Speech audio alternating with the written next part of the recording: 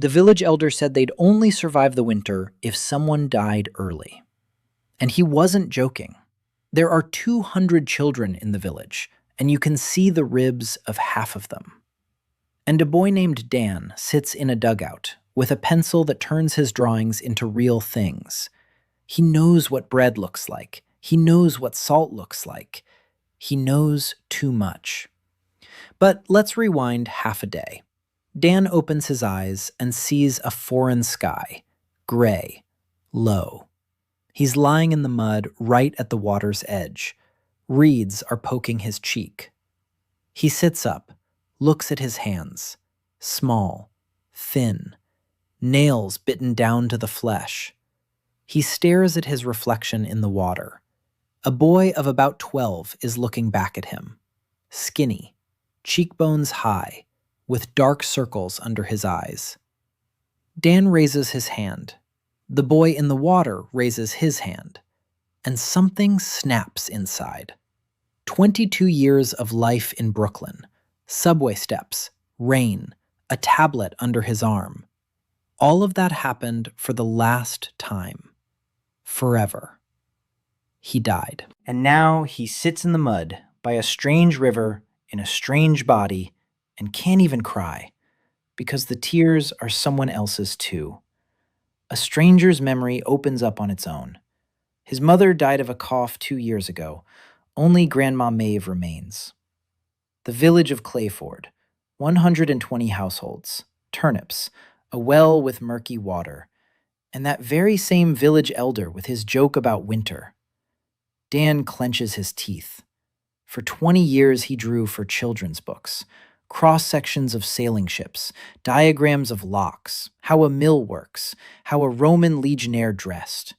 This entire library sits in his head, whole, untouched. Only now the owner of the library weighs 30 kilograms and his knees are buckling. And then he notices a bundle in the reeds, oiled leather, soaked laces. His hands reach for it on their own, just as an artist reaches for paper. He unties the string. Inside is a sketchbook, leather-bound, thick pages, and a stub of a pencil. The lead is intact. Dan takes the pencil. 20 years of muscle memory don't ask for permission. He opens the first page and draws. Without thinking, his hand does what it always did when things were bad. It draws what he wants most of all. A warm roll, round, with a crack in the crust. Stroke by stroke. Shadow, volume, and the page flares up, not with fire, with light, warm, golden. The drawing sinks into the paper and vanishes, and a roll falls onto Dan's lap. Real, hot. It burns his thigh through his pants. Steam rises from it, and it smells like the bakery on Flatbush Avenue at 6 a.m. Dan holds it with both hands and cries, quietly, like a grown-up. And then he takes a bite. The crust crunches. The crumb is soft, real. This isn't a dream. It's a new life. And she's 12 years old. Dan finishes the roll, closes the album, presses it to his chest, and walks home. Home is to Grandma Maeve, to a dugout with a dirt floor, to the smell of boiled turnips and smoke, to the old woman who skips meals so he can eat every day. On the way, his Brooklyn mind counts it all up.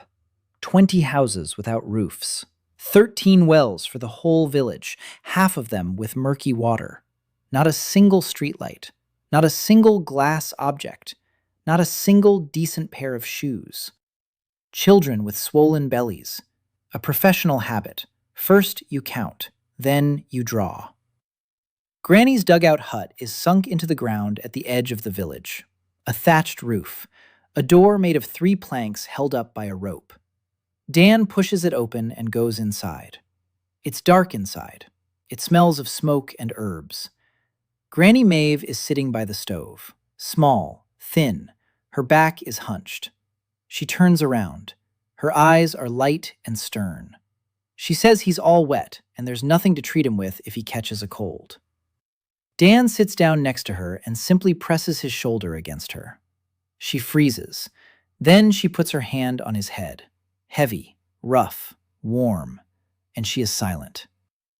Dan stares into the fire and thinks, not about magic, about how the old woman has turnips and water for dinner, about how winter is 4 months away, about how there are 200 children in the village and half of them have ribs sticking out. And he knows how a handmill works, how a lever-operated well works, how to make a heated floor. For 20 years, he drew these things for children who never needed them, and now he has a pencil that turns a drawing into a thing. Not a plan, not a fantasy, a thing. Dan takes out his sketchbook. Grandma is stirring the turnips and doesn't see him. He opens the second page. He draws a glass jar, a liter jar, with a lid, salt inside, coarse, white. He knows what salt looks like. He knows what glass looks like. A minute. The page flashes. The jar falls onto his lap, full, heavy. Grandma turns around, picks up the jar, opens the lid, sniffs, licks her finger, and turns away. Dan, because he knows a painful memory. Grandma used to hide the last handful of salt in a rag and ration it out, a pinch at a time, for a week. And here's a whole jar. She asks where he got it. Dan says he found it by the river. She doesn't believe him. But she tosses a pinch into the pot. And that evening, for the first time in a month, the turnip tastes like something. At night, Dan lies on the straw and doesn't sleep. The plan is simple. Don't cry, don't go crazy, don't try to figure out how it works, just do it. Tomorrow, a blanket, warm, woolen, for Grandma. The day after tomorrow, candles. Then, a big bowl so the turnips don't get cold. Small things, simple ones, the ones he'll draw exactly. No guesswork, no mistakes. Because he's already figured out the main thing. The sketchbook doesn't give you what you want. It gives you what you know. And that thought is scary and calming because he knows a lot, a whole lot. 20 years of encyclopedias and honest drawings where every rivet is in place. All of that is now worth more than gold, more than swords, more than armies. Dan closes his eyes. Tomorrow is the first real day of his new life. He falls asleep with the album on his chest and a pencil in his fist. He dreams of roles. They're talking. The morning began with pain. His whole body ached. Muscles Dan didn't remember from his past life hurt as if he'd run a marathon yesterday. No, this body was simply hungry. Constantly. Chronically. His bones ached from the dampness. His fingers wouldn't bend. 12 years old and the body of an old man. That's what a world without vitamins and proper food does to people. The old woman was already up. She was standing by the stove, heating water. She saw that he had gotten up. She said he looked pale and that if he ran around the river too much, his legs would give out. Dan nodded. He sat down on the mattress and took out the album. The old woman didn't pay any attention. A tattered book, nothing special. He'd already realized that yesterday. She hadn't seen the glow. She hadn't seen the roll of bread appear from the paper.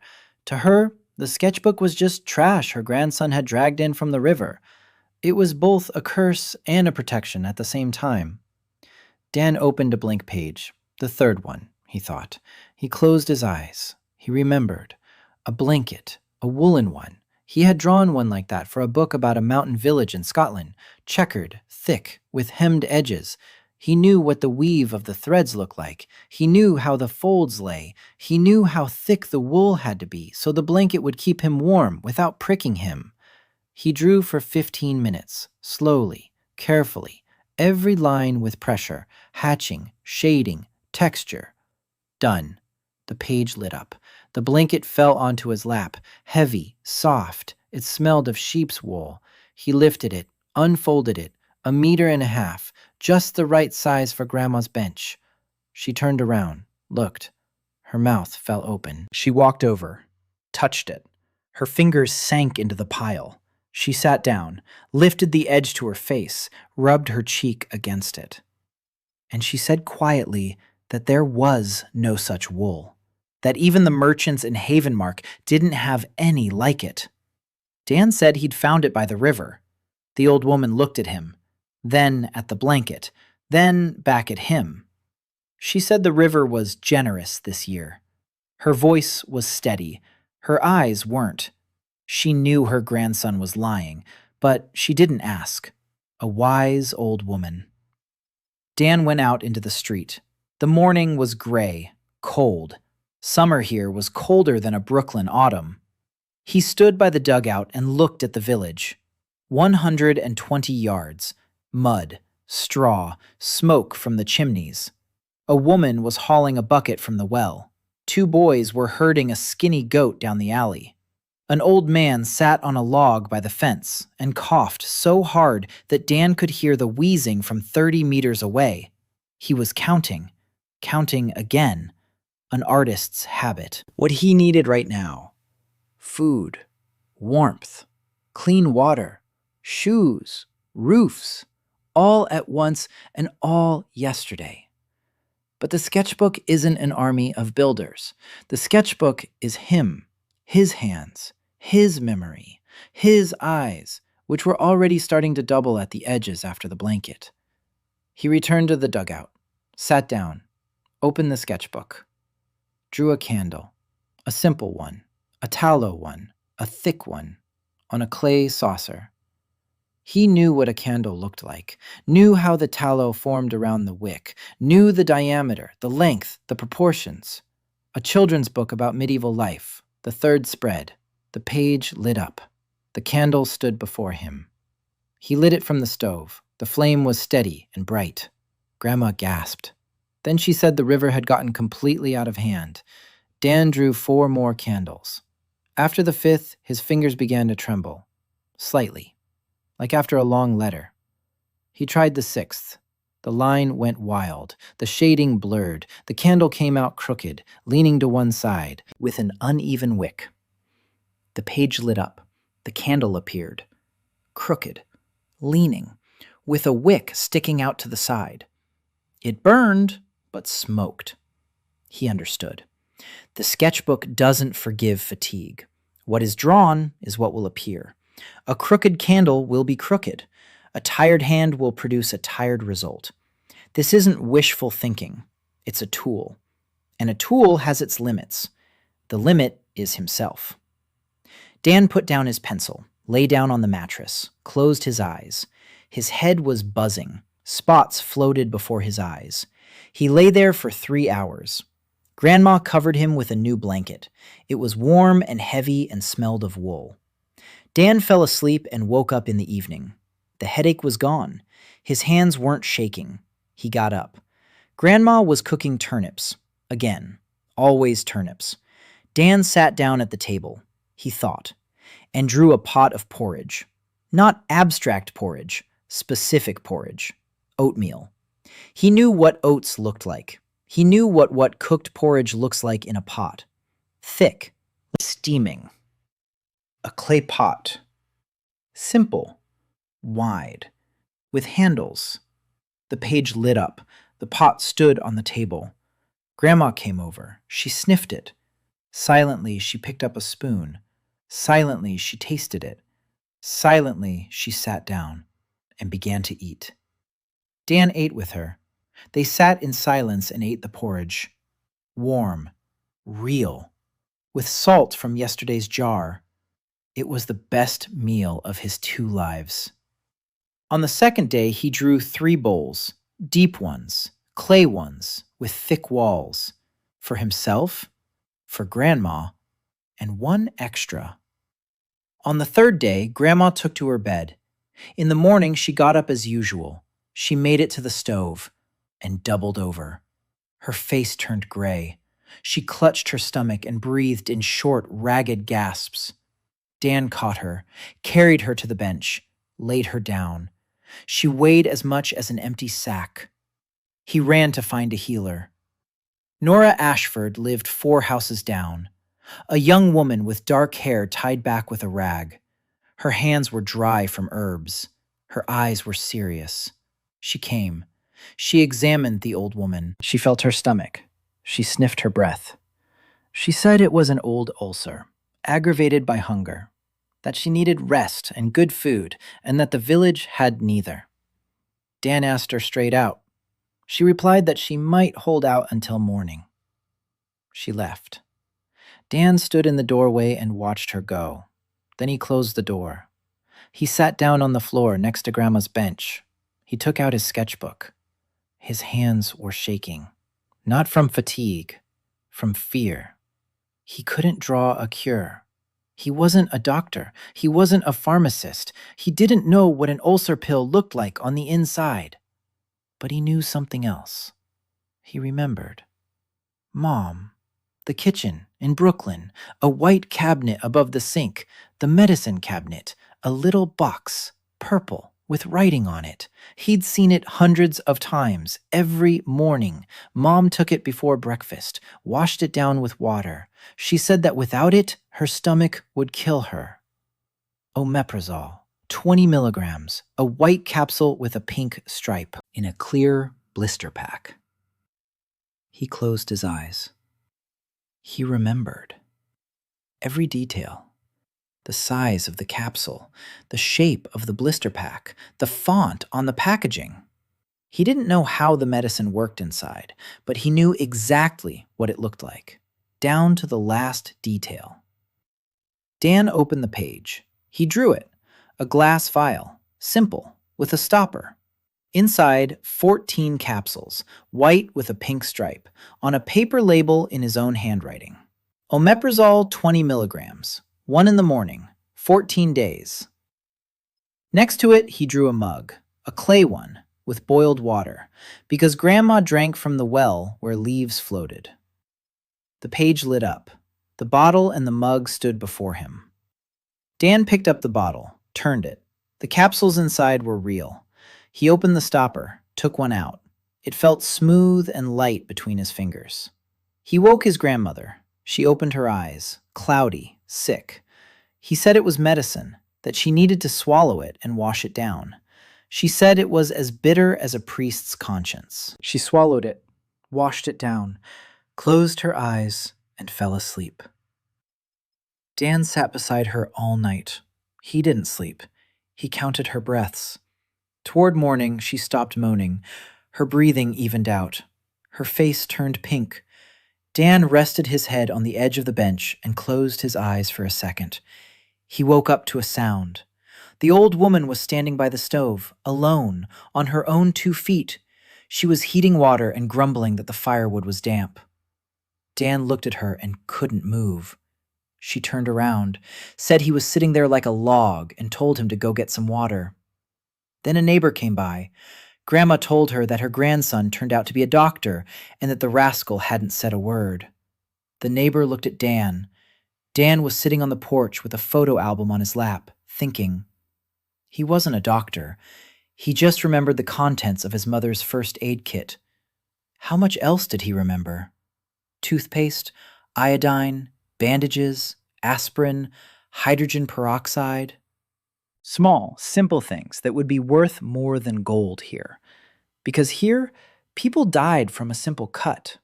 Nora's husband died from an infection after a cut, because there were no clean bandages. Dan closed the album. He tucked it under his arm. He stood up. He went into the dugout. The old woman was eating porridge from yesterday's pot. He had warmed it up on the stove. The old woman said the porridge was still good, that it usually goes sour by morning, but this hadn't. Dan said nothing. He didn't know why. Maybe because drawn food didn't spoil. Maybe because there was nothing to spoil. He made a mental note of it. Materialized food doesn't spoil. He'd have to test it. He spent the whole day with the old woman. He gave her the second capsule in the evening. She swallowed it without complaint. By the evening of the 4th day, the old woman was walking around the yard on her own.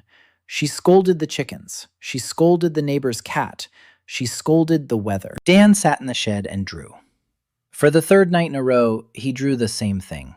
A handmill, a millstone, 2 stone discs, an axle, a handle, a wooden frame, a grain funnel. He knew how it worked. He had drawn a cross-section of a handmill for a children's encyclopedia 4 years ago. He'd spent a week on research. He'd gone to a museum. He took photos. He measured.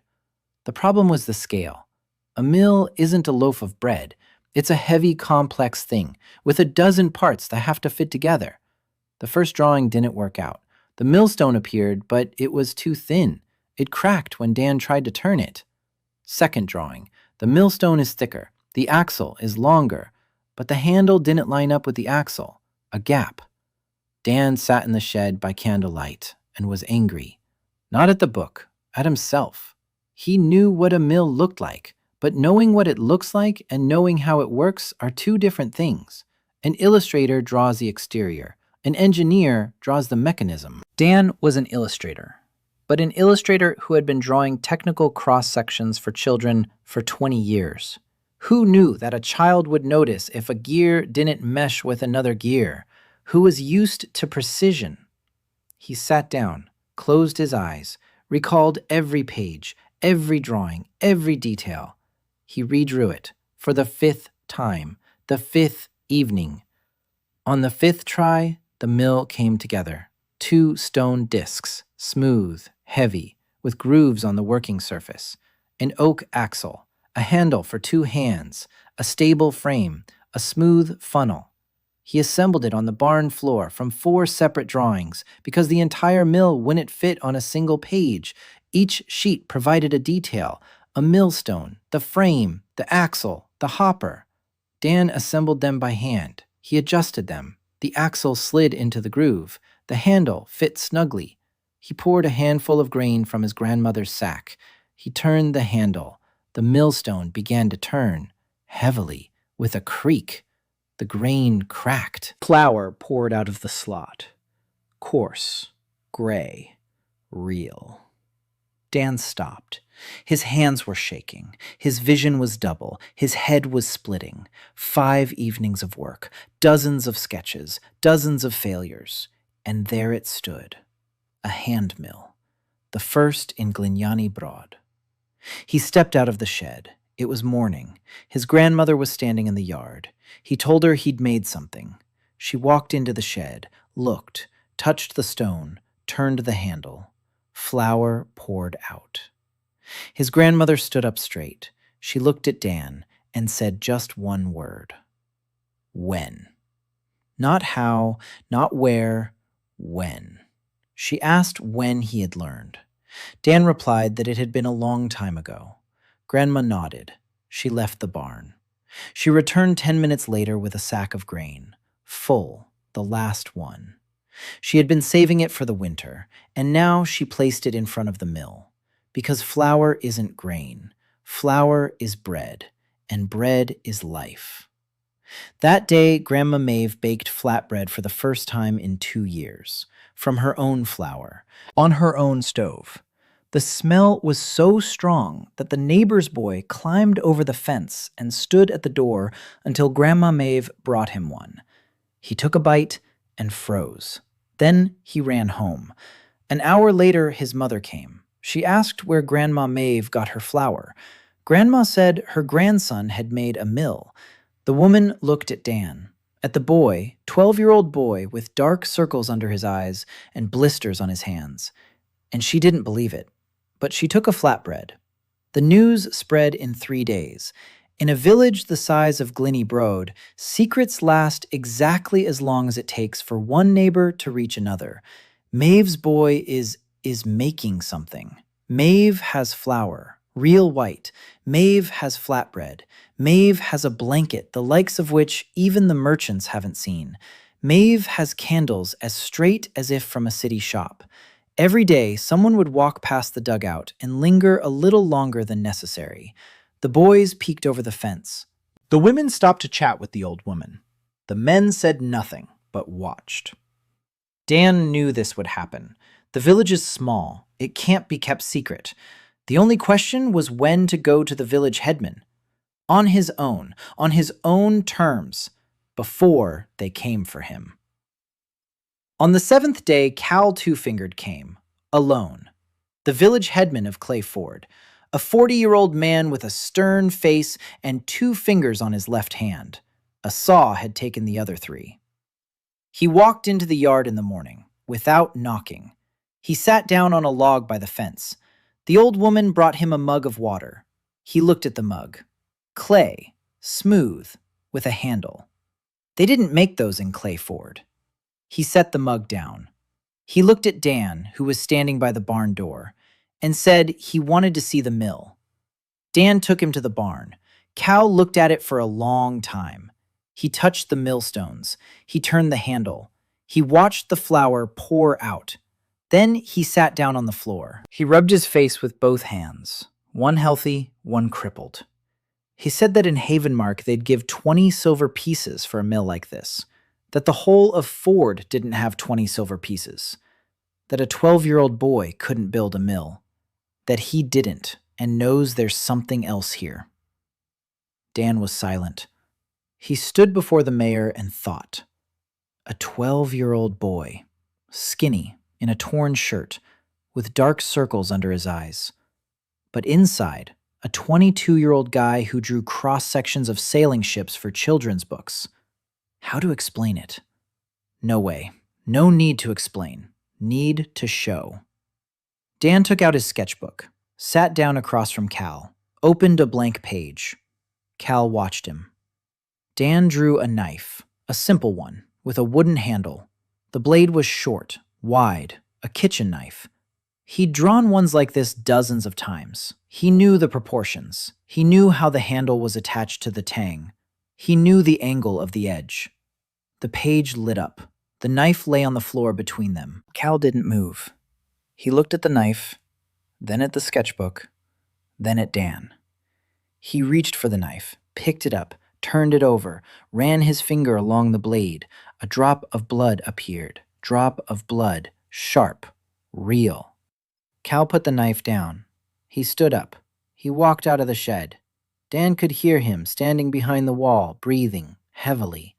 A minute later he came back, sat down again, said one word. How many? Dan didn't understand. Cal repeated it. How many knives like this can you make? Dan answered, 5, maybe 6 a day, then my hands will give out. Cal nodded. He was silent. Then he asked, what about the house? Dan shook his head. A house is a project. Blueprints, foundation, walls, roof. Each part is a separate drawing. One house takes a week, maybe more, and after every big drawing, he can't work. Cal listened. His face didn't move. Then he asked, what do you need? Dan thought. He needed a lot. But he started with the simple things. Food. He couldn't draw on an empty stomach. Protection. No one in the village should know exactly how it works. And time. Lots of time. Because he wasn't a wizard. He was an artist. And an artist needs to think before drawing. Cal stood up. He held out his good hand. Dan shook it. The village elder's palm was as hard as a board. He said he'd come by that evening, with people. That evening, 10 people were sitting in Granny Maeve's barn. Cal two-fingered. His daughter, Caitlin, the redhead, 17 years old, with scraped knees and angry eyes. She looked at Dan as if he'd stolen something. Nora Ashford, the healer, silent, with perpetually dry hands. She sat in the corner and didn't say a word. Old Graham, the carpenter, 62 years old and with a cough that wouldn't stop. 2 twin brothers from the southern end of the village, skinny, quick, names Dan knew from someone else's memory, Finn and Bran. Widow Ello, fat, kind, the only person in the village who had chickens, 3 of them. 2 more men, whose faces Dan knew but whose names he mixed up. And Granny Maeve, who stood by the wall with a stony and stern. Cal told them, briefly, without details. The boy knows how to make things, real things, knives, utensils, a mill. How he does it doesn't matter. What matters is that he can. The people were silent. They looked at Dan, at the boy, skinny, with dark circles under his eyes. Then Nora spoke up. She said she didn't believe it, that things like that don't happen, that they'd come for him. First the Valmor house collector, then the Guild Inquisition, then the Greys. And they'll burn everyone, along with the loaves and the mills. Cal asked Dan to show them. Dan opened the sketchbook. He drew a spoon, a wooden one, a simple one, with a long handle. The page flared up. No one but Dan saw the glow, but the spoon appeared in his hands, out of thin air. The barn fell silent. Widow Ello crossed herself. Graham stood up, sat back down. Finn and Bran opened their mouths at the same time. Caitlin leaned forward. Her eyes were burning. Nora turned pale. Granny Maeve didn't move. She already knew. Dan passed the spoon around the circle. Everyone touched it, turned it, sniffed it. Graham tested it with his teeth. He said the wood was real. Birch. Good quality. Not knotty. The spoon passed through 10 pairs of hands and returned to Dan. Everyone was looking at him. He said, I can make things. Not just anything. Only the ones I know what they look like. The ones I can draw exactly. A crooked drawing will make a crooked thing. A tired hand will make a bad thing. You can't make living things. You can't make big things quickly. Small things are possible, but even small things take energy. 5 knives a day and he's out cold until morning. A mill takes a week. The house might take 2 weeks. A wall, a bridge, that's months. He spoke and saw the faces change. Cal was thinking. Nora was afraid. Caitlin wanted everything at once. Graham was calculating. The twins exchanged glances. Cal spoke first. He said they had to decide what to do first. Winter in 3.5 months. What was needed? Roofs, shoes, food, water. In order. Nora stood up. She said they'd all gone mad. That you couldn't trust a kid who pulled spoons out of thin air. That it wasn't right. That spirits don't give things away for free.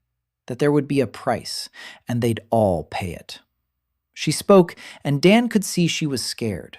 Really scared. Not for herself, for the village, for the children, for the old folks. She'd seen her husband die from a cut. She knew the world didn't hand out gifts. And she was right. Dan knew she was right. There would be a price. Attention. The collector. The guild. The grays.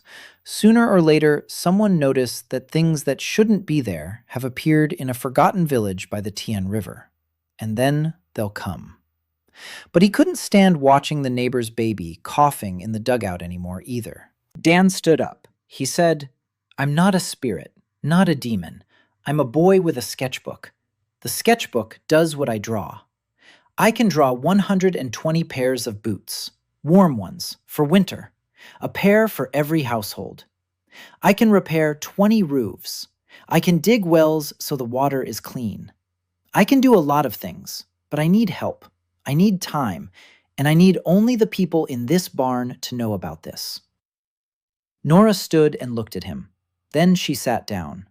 Then she said he was a fool, that they were all fools, and that the boots should start with the children's, because children's feet are the first to get cold. That was it. That was the decision. The first meeting of Clay Ford took place in Granny Maeve's barn by the light of 5 candles, 4 straight ones and 1 crooked one. They decided this: first, shoes, then roofs, then wells, miracles later. Dan started the next morning. Boots, felt ones, warm, with thick soles. He knew what winter boots looked like. He'd drawn them for a book about Scandinavia. But there was a problem here. 120 households, 120 pairs. Every person has a different shoe size. You can't draw them all the same. Crooked boots will rub blisters. Blisters will get infected. An infection without antibiotics means death. Dan realized this on the second day and nearly snapped his pencil in frustration. He went to see Nora. She was surprised. He said he needed measurements of feet, of everyone in the village. Nora looked at him as if he were crazy. Then she understood and smiled for the first time ever. She said she knew every foot in the village. that she'd treated blisters, fungus, and ingrown toenails for everyone from babies to the elderly. 2 days later, Dan had a list. 120 households, 308 people. Foot sizes, approximate, but sufficient. He began to draw, pair by pair, 3 or 4 a day. He couldn't do more. After the 4th pair, his eyes would water and his fingers would go numb. He drew each pair separately, for a specific foot. Old Graham's wide foot, the widow Ello's daughter's tiny foot, the blacksmith's crooked toes from the south end, Nora's narrow, high foot, Grandma's feet, small, with bumps on the joints. For her, he drew them softer, thicker felt, a smoother sole. 5 days, 10 days, 15, he drew every day. He woke up in the morning, ate porridge from a clay pot, sat down at the sketchbook, drew 3 pairs, lay down, slept for 2 hours, drew a 4th pair if he could, collapsed, slept until morning, again. Grandma brought him food to the barn. Nora came to check his hands. She rubbed them with some kind of oily herbal concoction. She said that if his fingers gave out, he'd be as useless as a goat without horns. Caitlin brought water, and every time she stood in the doorway and watched him draw, silently, with burning eyes. On the 20th day, the boots were ready. 120 pairs. 28 of them were children's.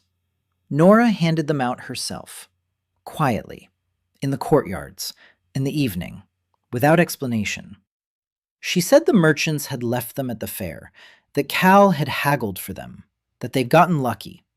People didn't believe her, but they put the boots on their children. And for the first time in a year, the little one's feet were dry. On the 21st day, Dan didn't get up. He lay on the mattress and couldn't move his arms. Colored spots swam before his eyes. His head was splitting so badly he couldn't open his eyes. Grandma sat nearby. Nora came in. She looked at him. She said he was an idiot, that a child couldn't work 20 days without a break, that she'd tie him to a bench if he didn't rest.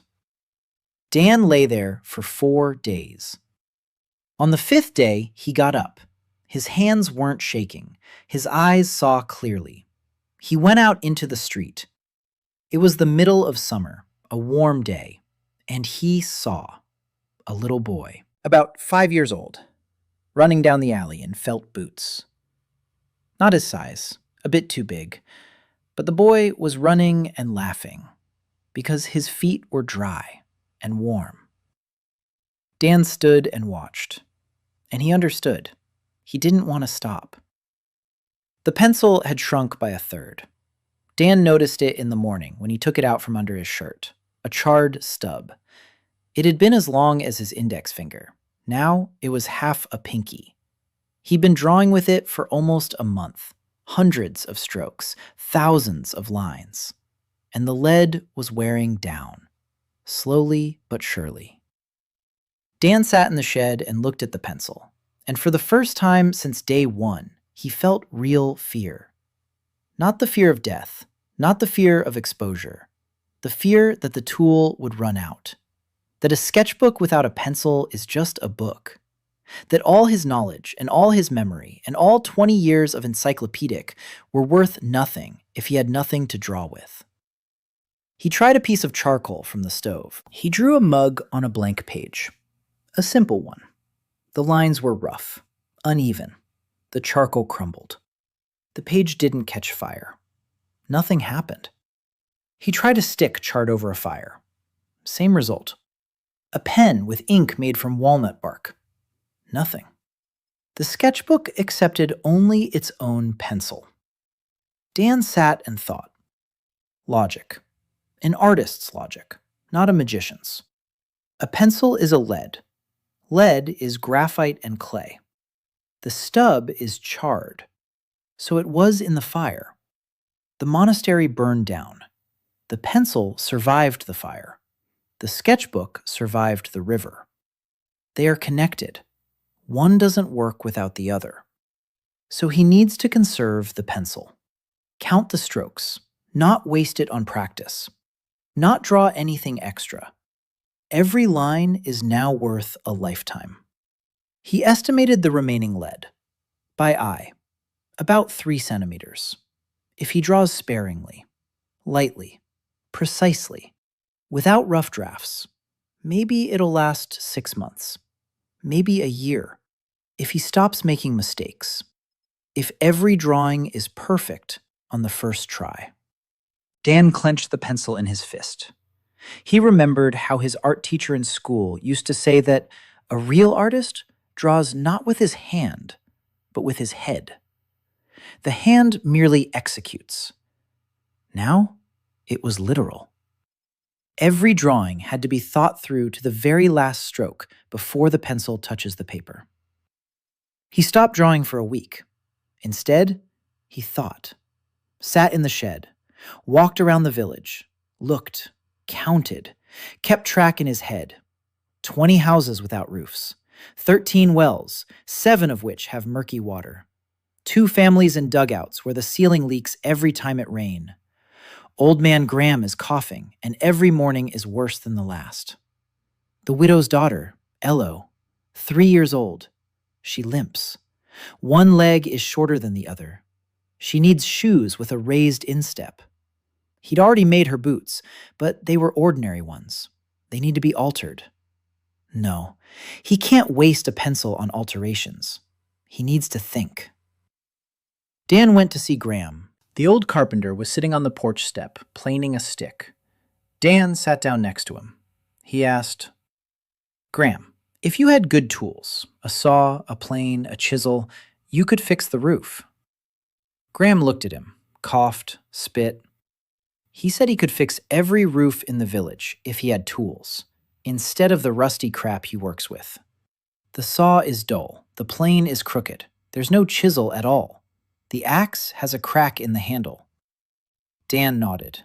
That's it. Don't paint roofs, paint tools. One good plane is 20 repaired roofs. One good saw is 100 boards. One good chisel is 10 doors and 20 window frames. A tool multiplies your hands. A thing feeds you once. A tool feeds you forever. He went back to the shed, sat down, closed his eyes, remembered. The plane. He had drawn a plane for a book about a carpenter's workshop. Wooden body, steel blade, wedge. The sole as smooth as glass. He knew every detail, knew the sharpening angle, knew how the blade sat in the block, knew the width. He drew it. 12 lines, not a single one out of place. The page lit up. The plane lay before him. Dan picked it up. Heavy, smooth, perfect. He took it to Graham. The old man took the plane. He turned it over in his hands. He ran the sole along his palm. He set it on the board. He ran it along. A thin shavings rose. Even. Long. Graham stopped. He looked at the shavings, then at the plane, then at Dan. The old man's eyes were shining. He didn't say a word. He just sat down and started working. Dan made him a saw, a 2-handed one, with widely spaced teeth, 3 chisels of different widths, a square, a hammer with the right balance. Each tool a single design, each design with a minimum of lines, economy of pencil strokes. Graham worked like a man possessed. In the first week, he repaired 4 roofs. In the second, 6. 2 men from the south end came to him. They said they knew how to handle a saw, too. Graham gave them work. Dan drew 2 more sets of tools, smaller, simpler, but functional. 3 carpenters were repairing roofs. Dan was drawing tools. Economically. Exactly. Every evening he checked the length of his pencil. He counted. The following week he went to the wells. 7 out of 13 had murky water. He stood over one of them and looked down. Mud. Leaves. The walls were crumbling. The timber frame was rotten. He knew how a good well was built. He was drawing for a book about a medieval town. Stone masonry. A clay ring around the shaft to keep groundwater from seeping in. A wooden gate with a bucket on a chain. a lid to keep out debris. But drawing an entire well meant hundreds of lines. Too expensive. Dan thought about it for 2 days. Then he found a solution. Don't the well, draw the details. Stone rings lining the shaft. 1 ring, 1 drawing. 10 strokes. The page came to life. The ring was heavy, stone, smooth. He called Finn and Bran, the twins, skinny but wiry. They lowered the rings into the well and stacked them one on top of the other. Dan didn't draw the clay for the seal. The clay was in the ravine behind the village. Finn and Bran hauled it up in buckets. They packed it between the rings and the ground. Dan drew only the lid and the gate. The rest was done by human hands. The first well was repaired in 4 days. The water ran clear, transparent, no leaves, no murk. The woman who lived closest to this well filled a bucket. She looked at the water, she tasted it, and sat down on the ground. She just sat there. Dan didn't go over to her. A week later, they fixed the second well. 2 weeks later, the third. By the end of the second month, there were 9 clean wells out of 13 in Clay Ford. The remaining 4 were in bad spots. They abandoned them. Graham suggested digging 2 new ones, in the right spots. Dan drew him some shovels, 3 of them, good ones, steel, with sturdy handles. Graham dug them himself, with 2 helpers. Dan drew rings. The village was changing. Slowly. Quietly. Without fanfare. Just every day, something got a little better. The leaky roof stopped leaking. The well that had been churning up mud began to yield clean water. The carpenter got a plane that didn't get dull. The herbalist got clean bandages. Dan drew Nora a first aid kit in the 3rd week. Gauze, linen bandages, a bottle of rubbing alcohol, a suture needle, thread, tweezers, scissors with blunt tips. He knew what every item looked like.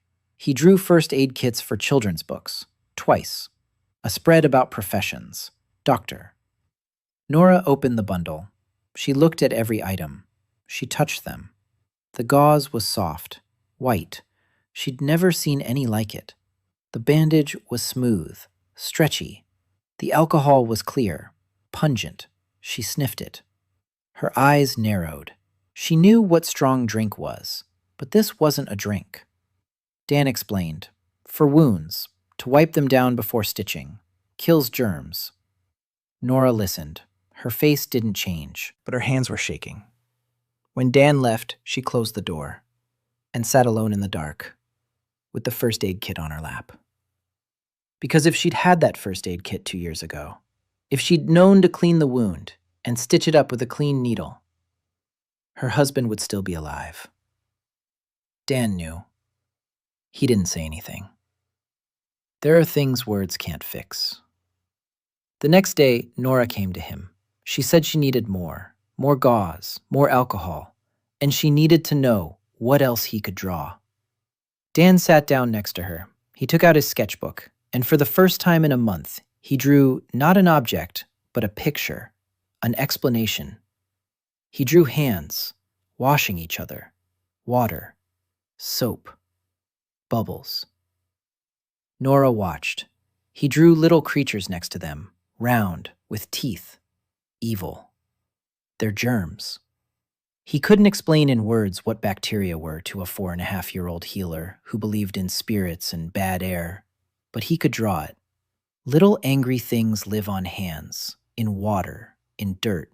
They get into a wound, and the wound rots. Soap kills them. Hot water kills them. Rubbing alcohol kills them. Nora looked at the drawing for a long time.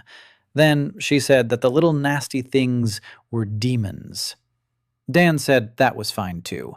The main thing was to wash your hands. Nora snorted. But she washed her hands. From that day on, every time before touching a patient, with hot water, with the soap that Dan had drawn, alkaline, simple, yellow. It smelled like grease. He knew the recipe. He'd drawn a soap factory for a book about 18th century life. Tools aren't things. Tools multiply hands. Soap isn't a thing. Soap multiplies health. Knowledge isn't a thing. Knowledge multiplies everything. Dan sat on the porch in the evening and watched as Graham nailed a board to the roof of the neighboring house. The hammer's knock was steady, confident. 2 months ago, the old man had been sitting on a log, coughing. Now he was working, with good tools, with helpers, with materials. The cough hadn't gone away. But Graham was working, because he finally had hands. Not his own, the tools were his hands. Dan looked at the pencil. 2 centimeters, maybe a little more. He did the math. If he kept up this pace, the pencil would be gone by winter, by the first snow. And then everything would stop, unless he found a way, or unless something happened that he didn't yet understand. He tucked the pencil into his shirt, closed the sketchbook. No drawing today. Today was for thinking. A boy of about 7 ran past, in felt boots. His boots. He stumbled, fell, got up, ran on. The boots were intact. They weren't even dirty. Materialized things didn't get dirty. He'd noticed that a week ago. Bowls didn't crack. Knives didn't dull. The blanket didn't tear. The things drawn in the sketchbook were better than the real ones. Sturdier, cleaner, more enduring.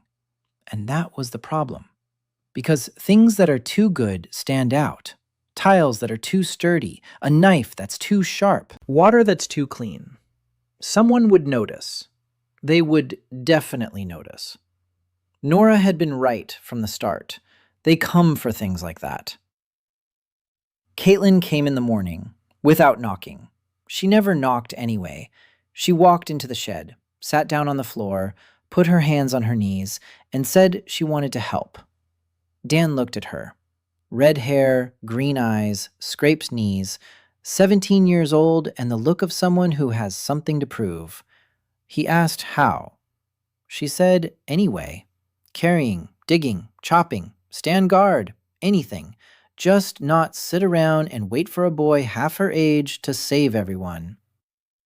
Dan wanted to say he was 22. Then he remembered he was 12, in this body, with this face. Caitlin saw the boy, skinny, with dark circles under his eyes. She didn't know that inside was a grown man who, in a past life, had sipped coffee in Brooklyn cafes and argued about compositions with art directors. He said, okay, it's a job. He needs eyes. Someone has to walk around the village and look. What's broken? What's leaking? Who's sick? Who's cold? Who has nothing to eat? And bring him not complaints, but facts, dimensions, numbers, descriptions. Caitlin said she wasn't a scribe. Dan said he didn't need a scribe. He needed a scout. She shut up. Her eyes lit up. A scout. She understood that. 3 days later, there was a list on Dan's desk.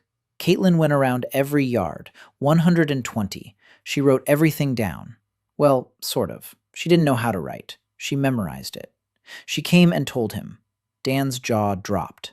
She remembered every resident's name, age, illnesses, how many children, how many elderly people, who had a leaky roof, who had no firewood, whose cow had died, whose well had collapsed. She spoke for 2 hours, without stopping. Dan listened and drew in his head, not on paper, in his head, a map of the village, with notes, with priorities, with numbers, a professional habit. A concept artist always draws a map before drawing the world. When she finished, Dan said she had a gift. Caitlin blushed. Then she got angry. She said there was nothing to laugh about. Dan wasn't laughing. She really did have a gift. A memory for people, for details, for little things. An artist sees things. Caitlin saw people. It was more valuable than any tool. From that day on, Caitlin became his right-hand woman. She came in the morning, reported. Left. Came in the evening, reported again. Who was sick, who had recovered, where there was a new crack in the wall, where the boys had fought and broken the fence. where the old woman hadn't left her house in 3 days. Dan drew based on her reports. Not everything, only what couldn't be put off. No boards for the fence. Graham would fix the fence. Medicine for the old woman? Yes, if he could. Nora treated her. Dan drew what Nora couldn't find in the woods. One evening, Caitlin didn't leave. She sat on the barn floor and was silent. Dan was drawing rings for the new well and didn't pay any attention. Then he noticed. He looked up. She was sitting there, staring at her hands. He asked what was wrong. She said nothing. Then she said everything. Then she fell silent again. Dan put down his pencil. He waited.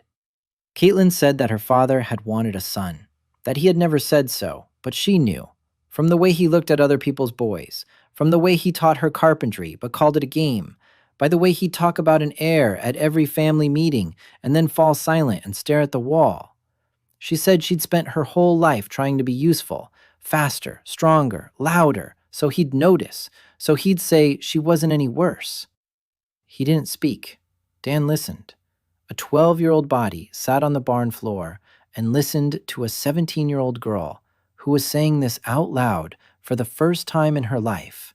And inside, a 22-year-old guy from Brooklyn thought that some things never change in any world. In any century, fathers and daughters, an eternal story. He told her he'd draw something in the morning. For her. She said she didn't need handouts. He said it wasn't a handout. In the morning, he took out a sketchbook. He had been thinking all night. Caitlin wanted to be a warrior, because otherwise it's boring. Because it was the only thing she knew. Strength, speed, impact. But Dan saw something else. He saw how she squinted every time she looked into the distance. Every time she tried to make out someone by the far fence. She'd squint and tilt her head slightly to the right. An artist notices such things. An artist lives for details. He drew 2 things. First, a bow.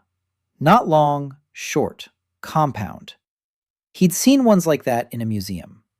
He'd drawn them for a book about the steppe peoples. A wooden frame, horn pads, a sinew bowstring, the handle wrapped in leather. For the right hand. For her hand. He remembered the size of her palm from the way she held her mug. The second thing, glasses. Thick ones. Round lenses in thin metal frames. He didn't know the prescription, didn't know the diopters, but he knew what glasses for nearsighted people look like. He'd worn a pair like that for 5 years in school. The lenses were slightly thicker at the edges, thinner toward the center, concave. He drew them as he remembered, how they sat on his nose, how they refracted the light. The page flashed twice. The bow lay on the floor, heavy, flexible, beautiful. The glasses lay nearby, light, shiny. Caitlin came in an hour later. She saw the bow, picked it up. Her eyes lit up. She pulled the string taut. The handle fit into her palm like a second skin. She looked at Dan. He handed her the glasses. She frowned. Asked what they were. He said she had to put them on her nose. She put them on, hesitantly, crooked. She adjusted them, and froze. Dan saw her face change, slowly, piece by piece. First her eyes widened, then her mouth parted slightly, then she turned her head. To the left, to the right. She looked at the barn wall, at the cracks between the boards, at the dust in the beam of light. At her hands. She saw. For the first time in her life, she saw the world not blurred, not through squinted eyes, not approximately, precisely. Every knot in the board, every crack, every hair on her own hands. She took off her glasses. The world blurred. She put them on. The world became clear. She walked out of the shed. Dan followed her. She stood in the yard. She looked at the village, at the roofs, at the trees, at the clouds, at the faces of people passing by. Then she turned toward the village headman's house. It stood 4 yards away from her grandmother's dugout. Cal stepped out onto the porch. Far away, 30 paces. Caitlin looked at him, at his face, which she had never seen clearly from this distance in her life. She had seen his figure, his silhouette. She knew him by his voice and his gait and his scent. But his face, the wrinkles, the scar above his eyebrow, the gray in his beard, his eyes that were looking at her, right at her. Caitlin stood there looking at her father's face, and her chin began to tremble. She turned away. She went behind the shed. Dan didn't follow her. He could hear her crying, quietly, covering her mouth with her hand, so no one would hear. He sat down on the porch step, closed his eyes. God, she hadn't seen her own father's face in 17 years. She'd lived in a blurred world for 17 years, and she'd argued, she'd run, fought, screamed, but all she needed to do was see. 10 minutes later, Caitlin came out, eyes red, face angry.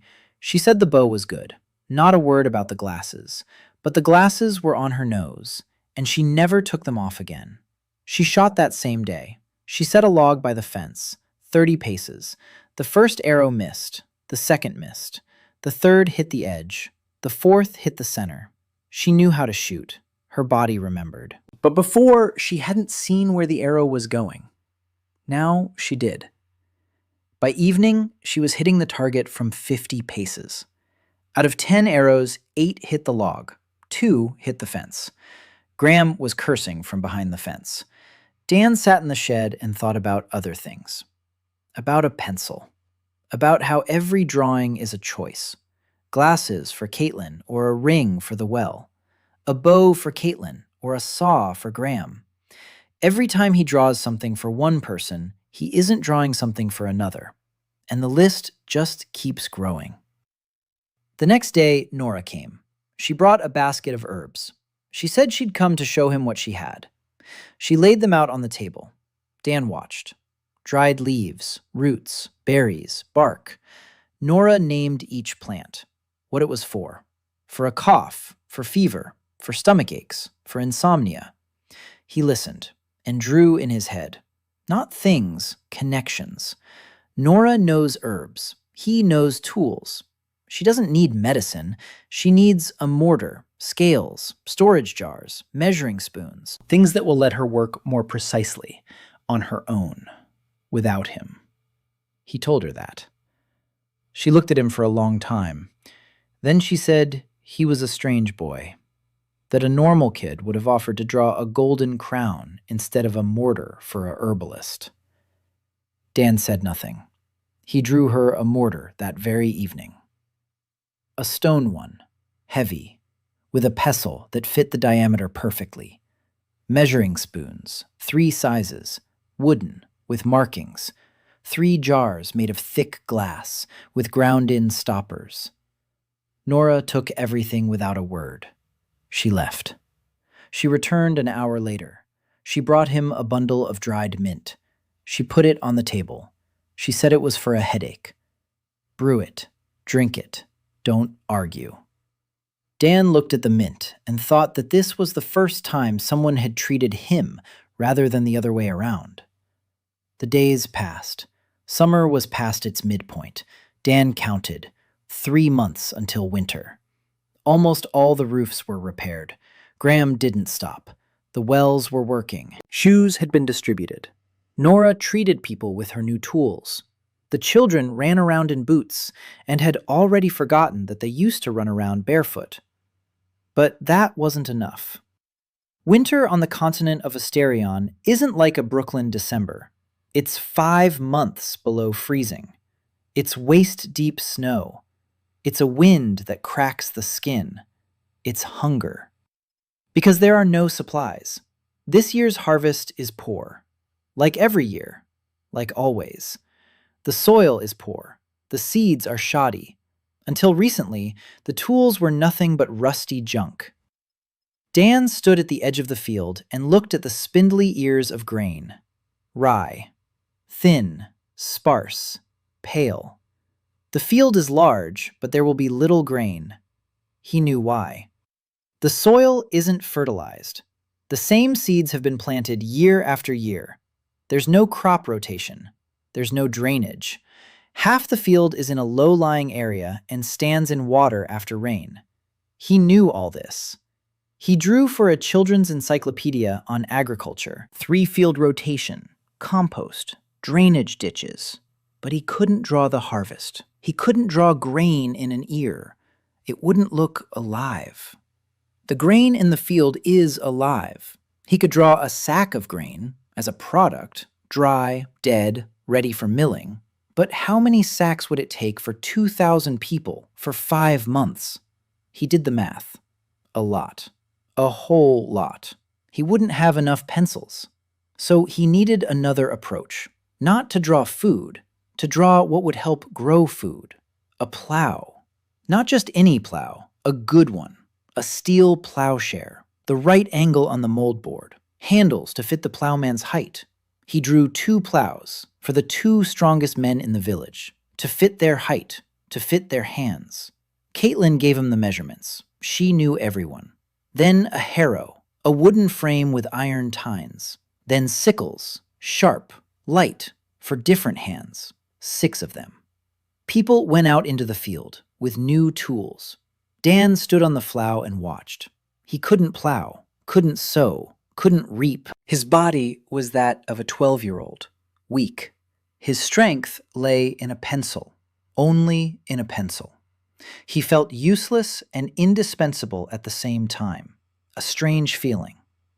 That evening, Cal came to him, sat down on a log, was silent for a moment, then said the plows were good, that the soil was yielding easily, that if they plowed the field in time and planted the winter crops, there would be some kind of reserve. Then he said something else. He said that a collector from the Valmor house would be at the fair in Havenmark in a month, that the collector comes every fall, that last year they tripled the tax after the Great Famine, that Brode didn't pay because he had nothing, that this year the collector will come and see a village with stone wells and clean water and good shoes and working mills, and he'll ask where it all came from, and he won't leave until he gets an answer. Dan was silent. He knew. He thought about it every day, every night. Nora had been saying it from day one. They come for things like this. And here it is. They're coming. In a month. Cal asked what to do. Dan said he didn't know. Not yet. But he'd think about it. Cal stood up. He walked to the door. He stopped. He turned around. He said that the boy had saved his village, no matter what happened next. He remembers that. Dan sat in the darkening barn and listened as Caitlin shot at a log behind the wall. The thud of arrows, time after time, steady, confident. She could now see where she was aiming, and she was hitting her mark. He took out a pencil, 1.5 centimeters, maybe a little more. Time was running out. The pencil was running out. Winter was approaching. And behind Winter stood the collector of Valmor House. And behind the collector stood the house itself. And behind the house stood the world, an entire continent, which knew nothing of the boy with a sketchbook in a forgotten village by the Tien River.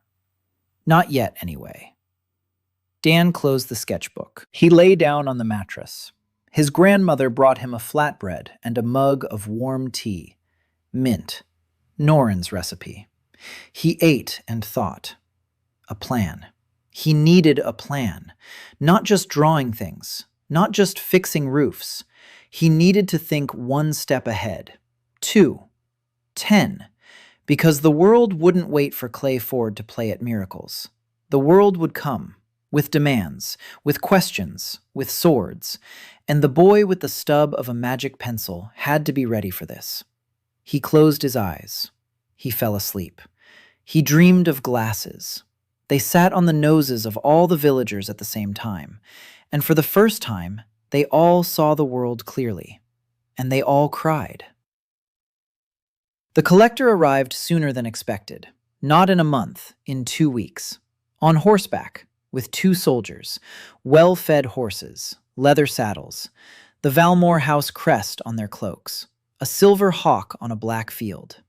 Dan saw them from the roof of the barn where he was helping Graham nail down the ridgepole. 3 horsemen on the road from Havenmark. Slow, confident. He climbed down from the roof. His hands were shaking, not from fatigue. He ran to Cal. The village elder already knew. Caitlin had run up a minute earlier. She'd seen them from the hill, with new eyes, with new glasses, 2 kilometers away. Cal stood in the middle of the yard and thought. His face was stony. He said to hide everything that could be hidden. Dan knew there was nothing to hide. You can't hide wells. You can't hide roofs. You can't hide the boots on the children's feet. But you can hide an album. He ran to Grandma, wrapped the album in a rag, shoved it under the mattress. Then he changed his mind. He pulled it out, wrapped it in the oiled leather he'd found it in, carried it to the garden, buried it under an apple tree. Grandma watched from the window. She said nothing. The collector's name was Wren Haskell, short, skinny, about 35, a sharp face, quick eyes. He dismounted at the village headman's house and looked around, slowly, carefully. Dan stood in the crowd, between Caitlin and the widow Ello, one of many, a boy, skinny, inconsequential. Wren looked at the village, and Dan saw how his eyes were taking stock, just as he himself had taken stock on the first day. Only Wren was counting something else, not cracks or hungry children. He was counting wealth.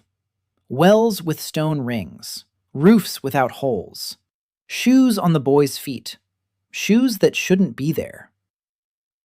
Cal met him at the porch. He bowed, not low, just as much as a village elder is supposed to before a tax collector.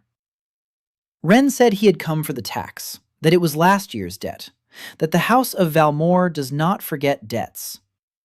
Cal replied that the village was poor, that the great famine had struck everyone, that they had gathered as much as they could. It was true. They had gathered the tribute. Copper coins, a sack of grain, a few hides, a pitiful handful by House Valmor's standards. But for Clayford, it was blood. Wren looked at the sack. He looked at Cal. He smiled. Then he walked through the village, slowly, like a master in his own yard. The soldiers followed him, hands on their swords, not threatening, just showing what they were capable of. Wren stopped at every well. He touched the stone, turned the handle, looked at the water. He approached the houses, touched the roofs, tapped the walls. At Graham's mill, he stopped for a long time. Graham stood nearby, silent. Wren turned the millstones. He looked at stone, smooth, even, with grooves. A stone like that cost money, a lot of it. He asked Graham where it came from. Graham said the merchants had sold it, on the cheap, defective. Wren looked at the stone again, at the perfectly smooth stone without a single crack, and said nothing. Then he walked over to the well at the southern end, the newest one. Stone rings, clear water, the lid, the gate. Wren stood and watched. Then he turned to Cal, said that for a poor village, they had a lot of stonework. Cal replied that the people had been working, that they'd found stone in the ravine, that they'd been working all summer. Wren nodded. He didn't believe it. It was obvious. His eyes were like those of a man putting together a puzzle and missing a single piece. He walked around the village for another hour, peered into yards, talked to people. People answered what they'd agreed to say. Merchants, found it, traded it, lucky break.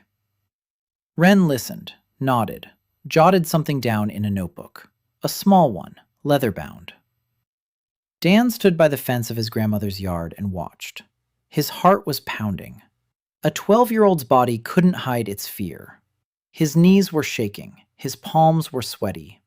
He clenched his fists so no one would notice. Caitlin stood beside him, without her glasses. She'd taken them off when she saw the horsemen, hid them in her bosom, Smart girl. Glasses are something you can't explain in a village. No merchant would sell glasses in Clayford. Ren reached his grandmother's yard. He stopped. He looked at the dugout, at the thatched roof, at the door made of 3 planks. Then he looked at Dan, a boy, skinny, dirty, a torn shirt, barefoot. Dan had taken off his boots on purpose. He hid them. Ren walked past, didn't linger, just one of many yards, nothing interesting.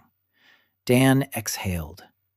Ren returned to the village headman's house, sat on the porch, asked for water. Cal brought it, in a clay mug, an ordinary one, an old one, a cracked one, not the smooth mug Dan had made. Cal wasn't a fool. Ren drank the water and thought. Then he said, the village had changed. Since last year, the wells, the roofs, the mill, the shoes, that costs money. If the village has money for stone and craftsmen, then it has money for taxes. He raised the figure, double what Cal had brought. Cal turned pale, said there wasn't that much, that people were hungry, that winter was coming. Ren said that wasn't his concern, that House Valmor protects these lands. That protection costs money. That if the village doesn't pay, the house won't protect them. And without the house's protection, the Greys would come. And the Greys don't bargain. It was a threat. Polite, calm, businesslike. Not malicious, just calculation. Dan stood around the corner and listened. And he understood. Ren isn't a villain. Ren is doing his job. Like a tax inspector in Brooklyn. Without hatred, without pity, with a book and a pen. That was scarier than swords. You can fend off swords. You can't fend off a book. Cal bargained, for a long time, hard. In the end, they agreed on 1.5 times the tax. Ren left by evening, with a sack of grain, with copper, with 3 hides, and with a note in his book that Clay Ford had grown richer, and that next time the tax would be even higher. When the dust settled on the road, Cal sat on the porch and covered his face with his hands. Caitlin stood nearby. She was silent. Dan approached. He sat down on the step. Cal took his hands away.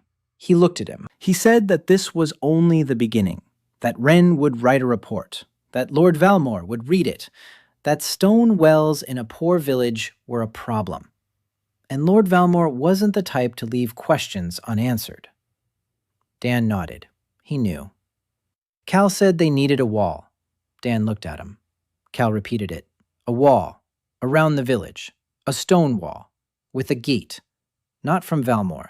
Valmor will arrive with paperwork. A wall from the Greys. Because the Greys come in winter.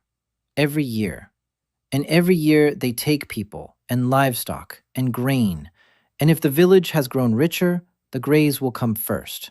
Before Valmor. Before the guild. The Grey ones don't need answers.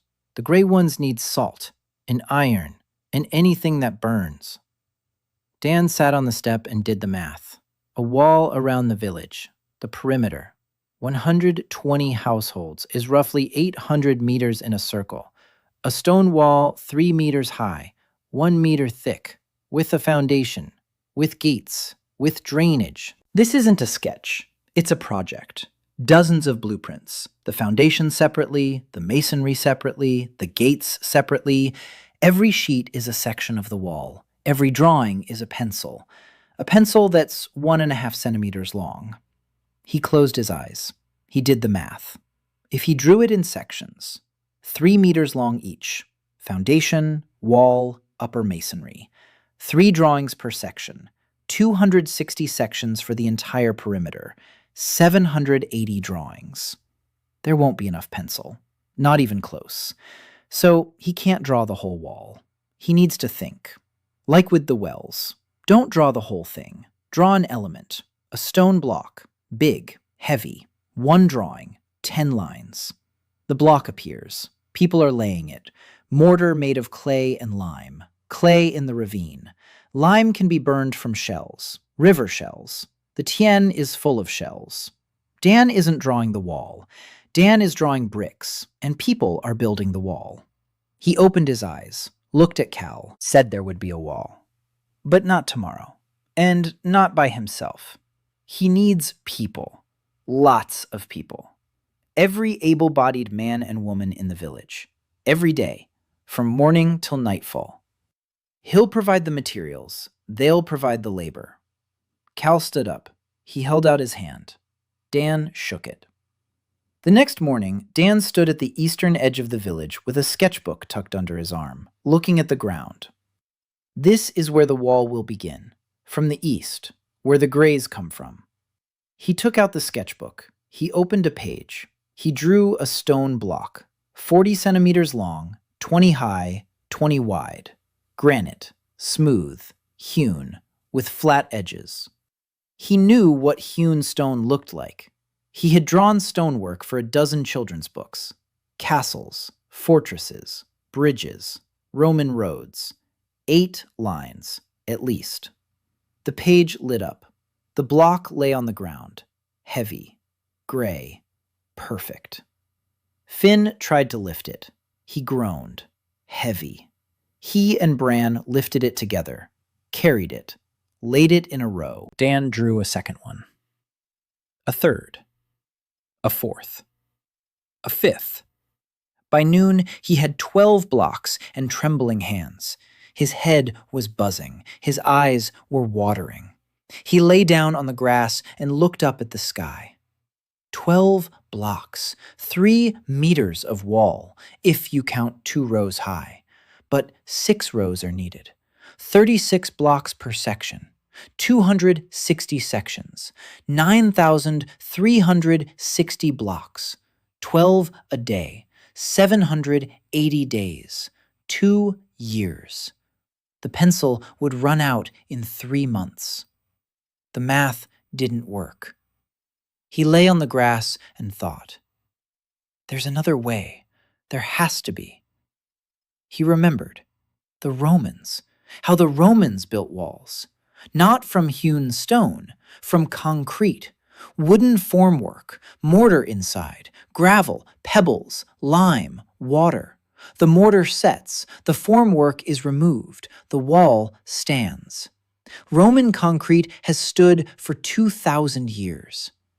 He doesn't need to draw 9,000 blocks. He needs to draw the formwork, wooden molds, and teach people how to make mortar. Lime from seashells, sand from the river, pebbles from the shore, water from the well. Everything is there. Everything is close by. Dan sat down. His head was still spinning, but his thoughts were clear. He went to Graham, explained. We need wooden boards, long ones, 3 meters, half a meter high, with struts. You set 2 boards parallel to each other, pour mortar between them. Wait, it sets. Remove the boards. Set them on top. Next layer. Graham listened, scratched the back of his head, said he'd seen something like that, in his youth, on a construction site in Havenmark. They were building a retaining wall there by the warehouses, only the mortar was shoddy, and the wall cracked a year later. Dan said the mortar would be good. He'd draw up the recipe. No, he'd draw the proportions. With pictures, like for kids. 1 part lime, 3 parts sand, water, mix, pour. Graham nodded. He didn't need explanations. He needed materials and tools. Dan drew the forms for the formwork, not the boards themselves. Metal brackets and hinges to hold the boards in place. Graham did the rest. Out of wood, with his own hands. With his own tools, which were the best in all of Clay Ford because Dan had drawn them. They built the lime kiln in 3 days, out of stones from the river. Dan drew only the grate, iron, thick. The rest was done by hands, human hands. The children hauled the shells, in sacks, in baskets, in buckets. The river was full of them, white, round, crunchy. The children thought it was a game. They ran back and forth to the river, laughing, competing to see who could bring back the most. Dan watched them and thought that children are the same in all worlds. Give them a task and tell them it's a competition, and they'll move mountains. They'd been burning lime for a week. The stench hung over the whole village. Grandma complained that the laundry had taken on the smell. Nora said the smoke was poisonous and told the children not to go near the furnace. Dan agreed. He drew rag bandages for those working by the fire. Simple ones, 2 layers of fabric, with ties. Nora looked at the bandages. She said that the boy thinks about things adults don't think about. Dan said nothing. He was thinking about respirators, about safety, about the posters at construction sites in Brooklyn. But there was no one to explain it to. The first section of the wall was poured 2 weeks after the formwork contractor left. 3 meters, half a meter high, 60 centimeters thick.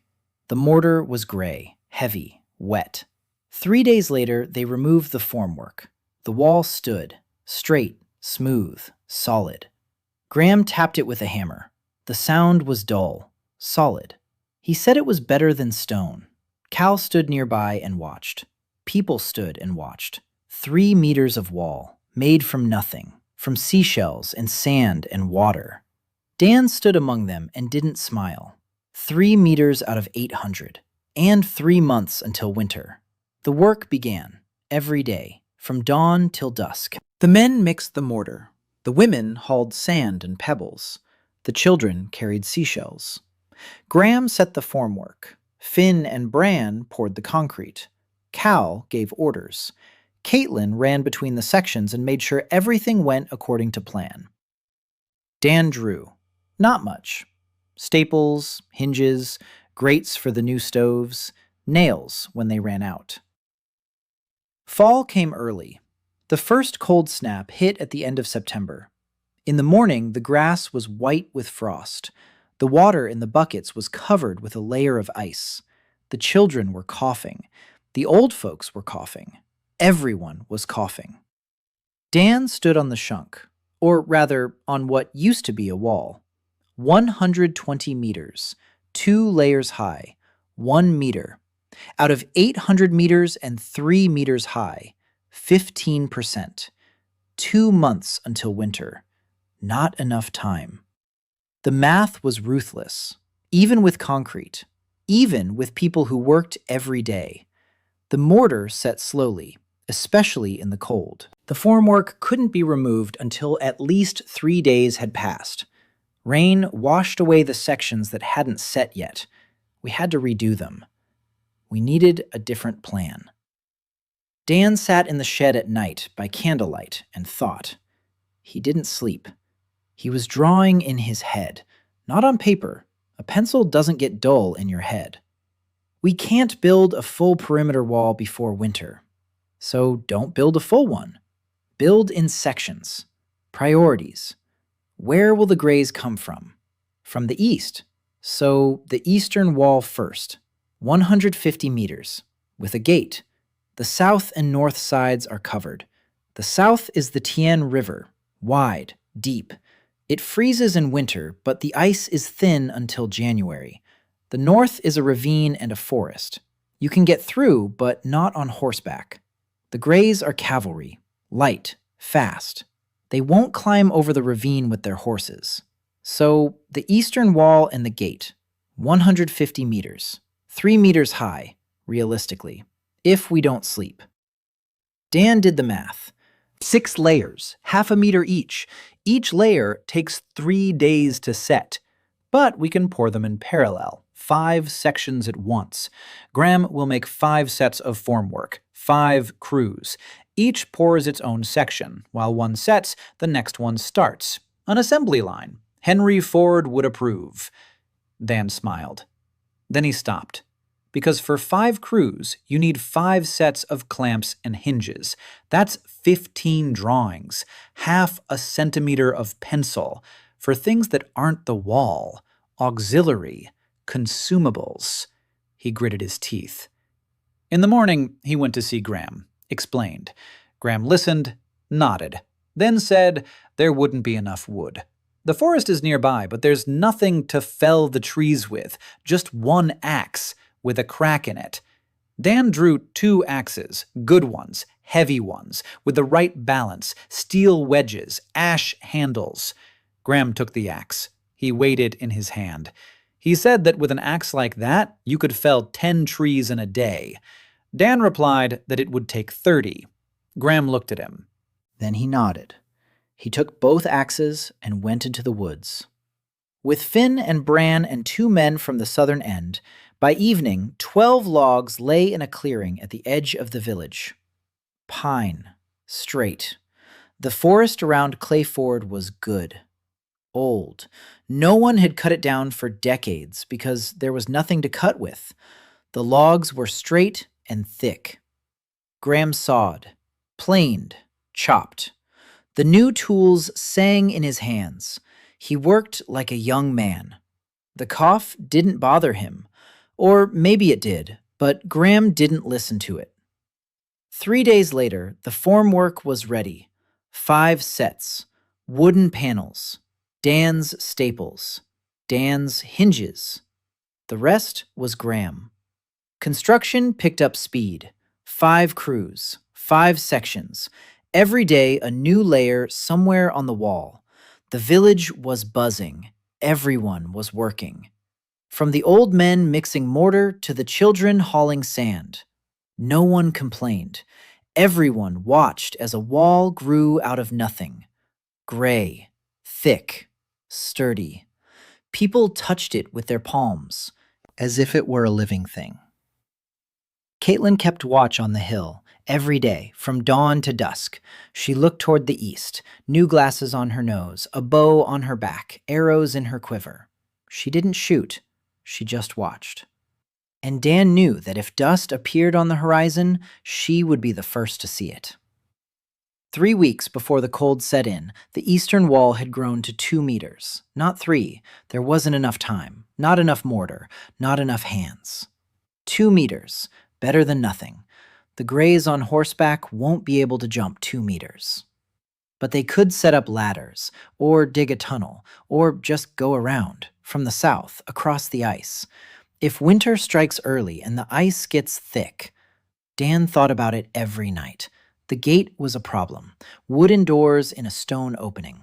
Graham made the doors, thick, oak, on hinges that Dan had designed, heavy, forged, each hinge a single design, 6 hinges, 6 designs. The pencil was shorter than Granny Maeve's thumb. She measured it. She looked at Dan. He looked away. Granny knew. She'd known for a long time. Not how, not what. She just knew that her grandson was doing the impossible, and that the impossible comes at a price. She saw him lying there after work, white, with his eyes closed, with arms like whips. She saw him eating for 2 and still losing weight. She made him broth from a whole chicken, hot, fatty, with onions. She set it by his mattress. He drank it without waking up. She tucked the blanket around him. That one, the woolen one, the one he had drawn for her. Now she was covering him with it. One night Dan woke up and saw that Grandma was sitting next to him on the floor, not sleeping, looking at him. He asked what was wrong. She was silent for a long time. Then she said he was different, that her grandson had been a quiet boy who was afraid of spiders and cried when his mother coughed. But this one doesn't cry.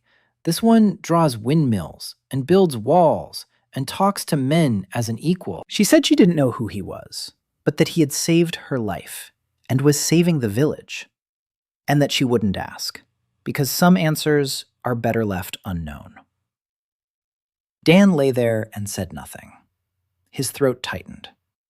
Grandma stood up. She went to her bed. She lay down, turned toward the wall. A minute later, she began to snore, quietly, evenly. Dan lay there and stared into the darkness. She knew, not exactly what, but she knew he wasn't that boy, and she accepted it. No questions, no conditions. Because for Granny Maeve, love needed no explanation. In the morning, he got up and went to the wall. The gate stood there, heavy, oak, 2 meters high. Not perfect, but it closed. And it had a bolt, an iron one, which Dan had drawn last. 4 lines, the bare minimum. The eastern wall and the gate, 150 meters of concrete and wood and iron.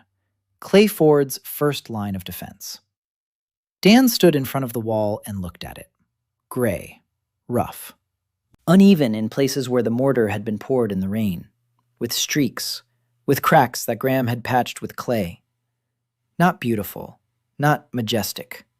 Functional, like everything he did. Not for beauty, for survival. Cal approached, stood beside him, said nothing.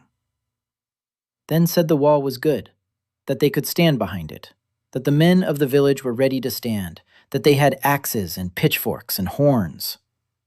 Dan was silent. They had axes, his axes, and courage, their courage. But the Greys had swords and bows and horses and experience in raids. The Greys didn't bargain. The Greys burned. He needed more than a wall. He went back to the shed, took out the sketchbook, looked at the pencil.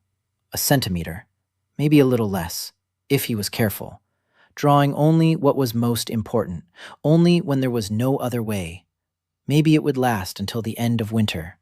Maybe.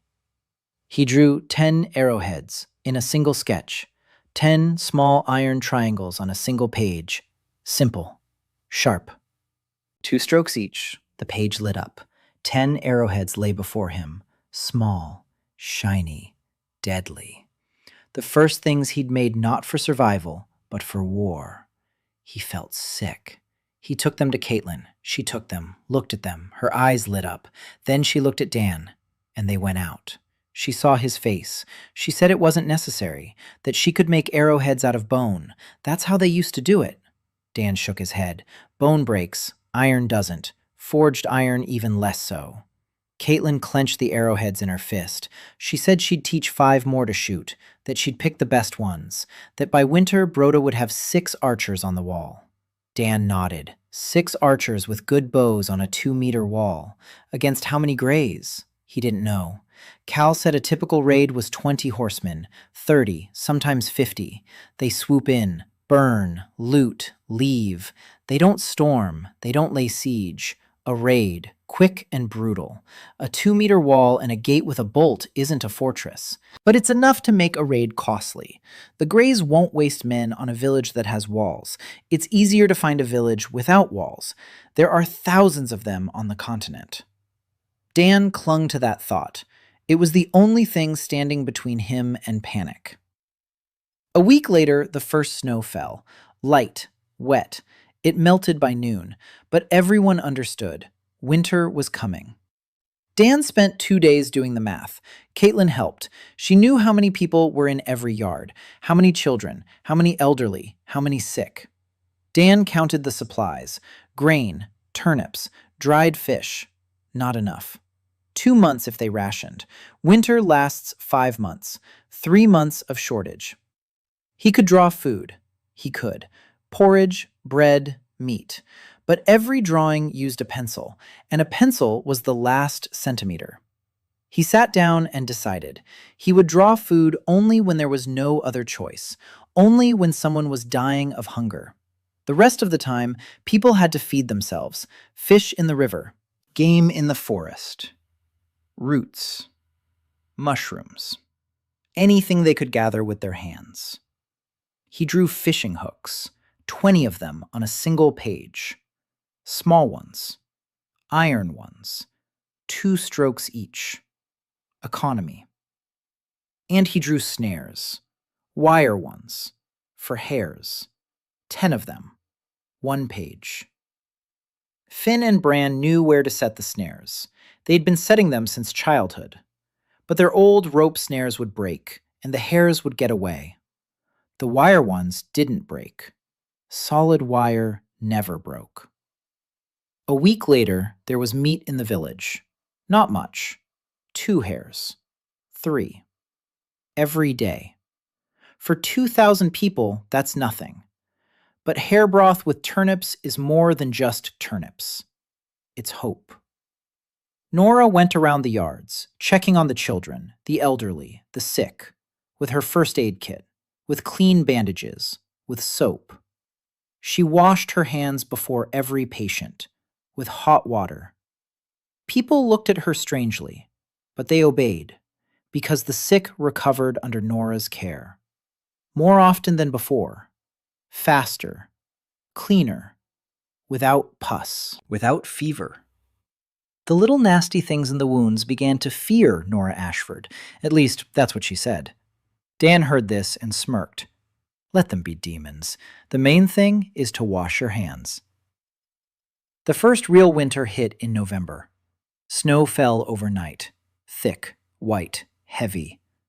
In the morning, Dan stepped out of the dugout and didn't recognize the village. White, quiet. Smoke from the chimneys, gray roofs under white caps. The children poured out into the street, in felt boots, in woolen scarves that the grandmothers had knitted from yarn made from Dan's drawings. 1 page, 20 skeins of yarn, coarse, thick, warm. The village grandmothers knitted for 3 weeks without stopping. Every child had a scarf, every old man had a hat. Grandma Maeve had a new shawl, which Dan had drawn for an hour, carefully, from memory. Woolen, dark red, with tassels at the ends. His mom used to wear one like that in Brooklyn. They came in December, at night. Caitlin saw them first. She was sleeping on the wall. In a fur sleeping bag she'd sewn herself from rabbit skins. A bow nearby, arrows in a quiver, glasses on her nose. She didn't take them off, even in her sleep. She woke up to a sound, not loud, quiet. The crunch of snow, far away, 1/2 kilometer away. She was used to the silence. A winter night in Clay Ford was so quiet you could hear an owl blink. The crunch of snow in that silence sounded like thunder. She raised her head, looked east. The moon was full. The snow glowed blue. And dark dots moved across that blue. Horsemen. She counted. 5, 10, 15, 22. 22 horsemen on short, shaggy horses, gray. Caitlin didn't scream. She climbed down from the wall, quickly, quietly. She ran toward Cal's house. She knocked on the window 3 times, the signal. They'd agreed on it back in October. Cal came out 10 seconds later, fully dressed, with an axe. He'd been sleeping fully dressed every night since the first snow. 5 minutes later, people were running through the village. Quietly, quickly. No shouting, no panic. They'd practiced this. 3 times that fall, Cal had roused the village with an alarm, in the middle of the night. Everyone knew where to run. Everyone knew what to do. Men to the wall, women and children to the center of the village. Into the large barn that Graham had fortified. The elderly with the children. Nora with the first aid kit. Dan to the tower. Tower was a bit of an exaggeration. A wooden platform on posts by the gate. 2 meters above the wall. You could see everything from there. You could draw from there. Dan climbed onto the platform, sketchbook on his lap, a pencil in his hand. His fingers were frozen. He breathed on them, rubbed them. His fingers had to work. Now. Right now. The moon lit up the field. The horsemen were approaching, slowly. They weren't in a hurry. They were used to villages offering no resistance. Villages open their doors and pray. Or they don't open them and burn. 22 horsemen. Short horses. Leather armor. Swords. Short bows. Round shields with iron umbo. Dan saw them from the platform, far away, dark figures on the white snow. The first horseman rode up to the wall 100 paces away. He stopped. He looked. He saw the wall. Stone, 2 meters high, with a gate. This wasn't here a year ago. The Greys knew this road. They traveled it every winter. Clayford was easy prey. It was. The horseman turned around, rode back to his men. Dan heard voices, distant, foreign, a sharp tongue, Short words. They were conferring. The wall changed the calculation, but not by much. 2 meters is no fortress. For people who've spent their whole lives on horseback, 2 meters is a delay, not a barrier. They split up. 10 rode along the wall to the south, toward the river. 12 remained in front of the gate. Cal stood on the wall next to the gate. 20 men along the wall, with axes, with pikes, with pitchforks. 5 archers at the embrasures, narrow slits that Graham had cut into the wall at chest height. Caitlin in the center, bow drawn, arrow on the string, eyes behind her glasses, calm. Dan sat on the platform and waited, a pencil in his hand, the sketchbook open to a blank page. What to draw? He didn't know what to draw. He wasn't a warrior. He wasn't a strategist. He was an artist. Sitting on a wooden tower in the middle of a winter night, holding the stub of a magic pencil. The Greys struck all at once. 12 of them dismounted at the gate. They ran toward the wall, with ropes, with hooks, with a ladder, short, rough, made of poles. The first hook struck the edge of the wall. The rope tightened. The Grey one climbed up, quickly, deftly, like a cat. Caitlin fired. The arrow struck his shoulder. The Grey one fell. He screamed. Another climbed up beside him. The second shooter fired. Missed. The third shooter hit his leg. Grey hung from the rope. Someone below cut him down and climbed up himself. They leaned the ladder against the wall to the left of the gate. 2 of them climbed up. Finn waited at the top with an axe. The first one swung over the edge. Finn struck. It's hard. Terrifying. Grey fell back down. The second one hesitated. Bran knocked the ladder over. It fell along with the climber. Dan watched, from above, from the platform. He saw everything. Faces, blood on the snow, screams, the clang of iron. He saw the men of Clayford standing on the wall and fighting. Clumsily, not gracefully, with fear and fury.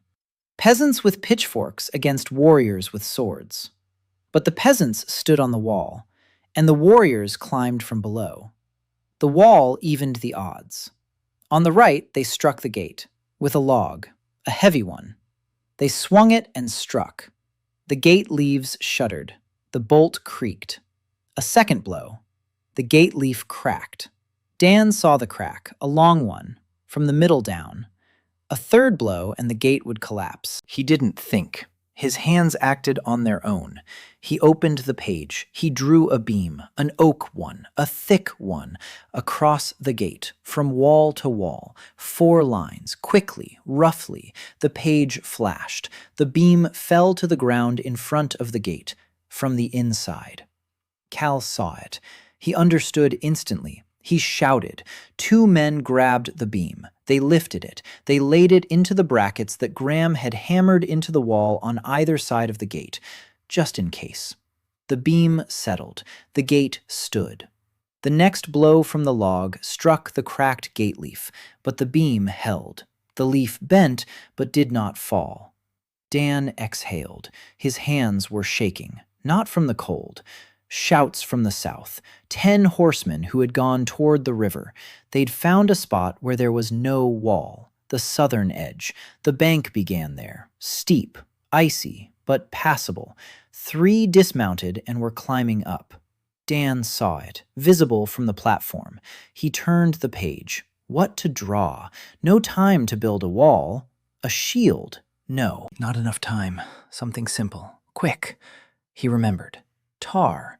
A slippery layer of tar along the ledge. He drew a bowl, wide, clay, full of black tar, thick, sticky. The page flared up, the bowl in his hands. He shouted, "Finn, south edge!" Finn turned around. Dan threw the bowl. Finn caught it, ran, poured the tar onto the icy slope. The black sludge spread across the ice. The Grey one who was climbing up put his foot down and slid, down, on his back. The second one followed him. The third managed to grab a bush. Finn knocked him down with his spear. The southern edge held. Dan was drawing. Shields, simple, wooden, round, for his own people. One drawing, one shield. Quickly, 5 lines, 3 shields, 4. His hands were shaking. His vision was blurring. He tossed the shields down from the wall. The men caught them. They took cover. The Grey's arrows struck the wall and whistled over their heads. Caitlin was shooting. Accurately, quickly. Arrow, arrow, arrow. Everyone hit its mark. She didn't miss. She could see. For the first time in her life, she could see where she was shooting, and every arrow found a body. The battle lasted 20 minutes, maybe 30. Dan didn't keep track of time. He was drawing. A crossbar for the gate, tar for the slope, shields for his own men, not swords, not spears, not arrows, shields, because of the rule, to save, not to kill. The battle was won by men, Catelyn with her bow, Cal with his axe at the gate, Finn and Bran on the southern edge, Graham, who at 62 stood on the wall with a hammer and struck down anyone who climbed over the edge, 20 men from Clayford, peasants, with pitchforks and pikes and the fury of men with children at their backs. The Grey Ones retreated before dawn. They went east. They left 4 in the snow, dead, and 1 wounded man they couldn't carry away. The Ford lost 1, old Matt from the northern end, an arrow in the throat. He was standing on the wall next to Cal and didn't have time to duck. He fell silently, didn't scream.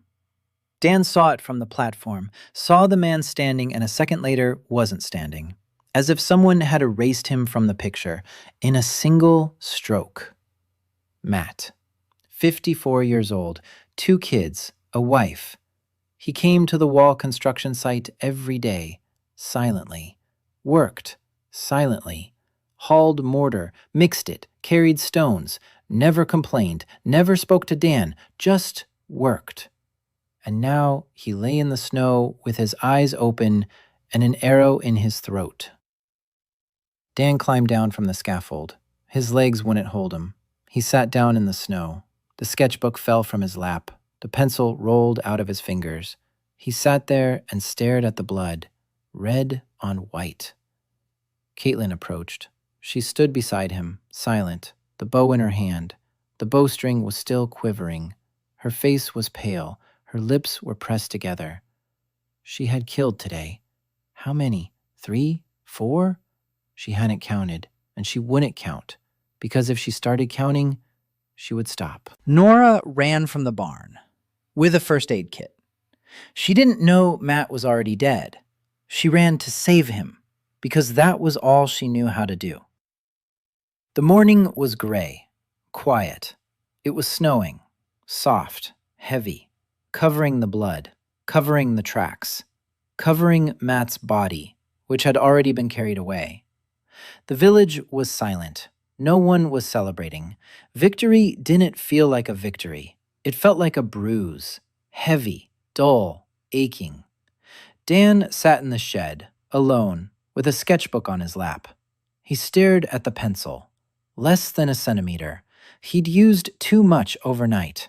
The beam, the resin, the shields, every drawing was millimeters, millimeters that couldn't be recovered. After the battle, the village fell silent, not out of fear, out of heaviness.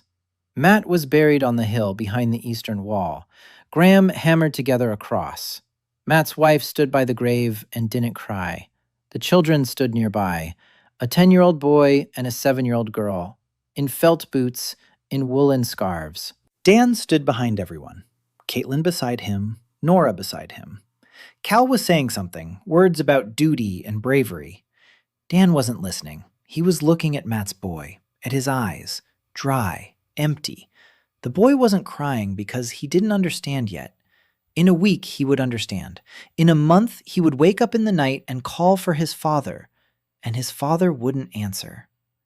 Dan knew. He himself had lost his father, in another life, in another world, but the emptiness was the same. After the funeral, he went to his grandmother's, sat by the stove. Grandma was boiling flax, silk, in silence. She hadn't been to the funeral. Her legs wouldn't carry her up the snowy hill. But she knew. In the village, everyone knows everything. Dan took out the sketchbook, opened it, looked at the pencil. a stub, half a centimeter of lead, maybe less, enough for 10 drawings, maybe 15 if they're small. Then that was it. He closed the sketchbook, tucked it under his arm. He needed to think, not draw, think. Winter had only just begun. 4 months of cold lay ahead. The grays would come again. Or maybe not. They'd lost 4 men. For nomads, that's a lot. They wouldn't return to a village with a wall and guards. Most likely. But most likely wasn't certain. Dan couldn't take the risk. He went to Cal, sat down at the table in his house. Cal poured him some water. Dan spoke plainly. The pencil is running out. Soon he won't be able to create anything. Cal was silent for a long time. Then he asked how much. Dan showed him, half a centimeter. Cal looked at the stub, at the small, charred piece of wood with a lead core, all of clay Ford, all the wells and roofs and boots and mills and the wall and the gate and the shields and the arrowheads, all of it came from that stub. And now it was running out. Cal said the village would survive, that they had tools, that the wall stood, that the people had learned, that Graham could repair and build, that Nora can heal, that Caitlin can shoot, that the pencil gave them time and skill. And now they're on their own. Dan nodded. He knew that. That was what he'd been striving for, to pass on the craft, to make sure the village could live without him, without the album, without the pencil. But one thought wouldn't leave him alone. The wall is only on the east side. The south is open. The north is open. The west is open. If the Greys come from the other side, if Valmor sends people, if anyone else, he couldn't draw a complete wall. There wouldn't be enough pencil, even for the foundation. So he needed something else.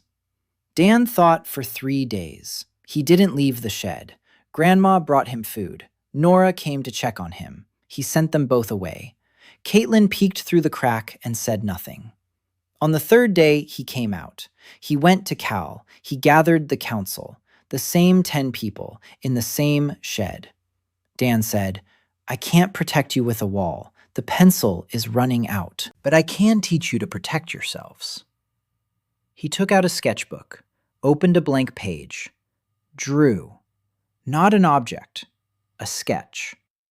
A bird's eye view of the village, every yard, every alley, every well, every house.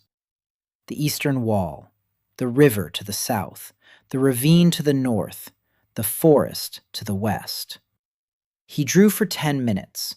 The pencil didn't move a millimeter. Because a sketch isn't a thing. The sketchbook contained only finished drawings of things, schematics, maps, diagrams. These were drawings, not things. They remained on paper. They didn't flash to life. They didn't materialize. Just drawings. Dan froze. He looked at the page. The sketch was still there. It hadn't disappeared. It hadn't flashed to life. He turned the page. He drew a mill, a diagram, a side view. No details, no shading. Just an outline with notes. The page didn't flash. The drawing remained. He understood. The sketchbook distinguishes a drawing thing and a drawing idea. A thing materializes. An idea remains. He could draw blueprints endlessly. Without a pencil. No, with a pencil, but without losing the lead. Because the lead was spent only on the embodiment, on the flash, on the materialization. An ordinary drawing took nothing. Dan sat and looked at the drawing, and slowly began to smile. For the first time in a week. He could no longer create things, almost. But he could create knowledge, drawings, schematics, instructions, drawings that explain, that teach, that show how. He turned to the council. He said, "I will teach. I will draw for you. Not things, plans. how to build a wall of stone and mortar, how to set up formwork, how to burn lime, how to make snares, how to set traps, how to dig a drainage ditch, how to build a stove that doesn't smoke. Everything I know, on paper, in pictures, for those who can't read. You'll do it yourselves.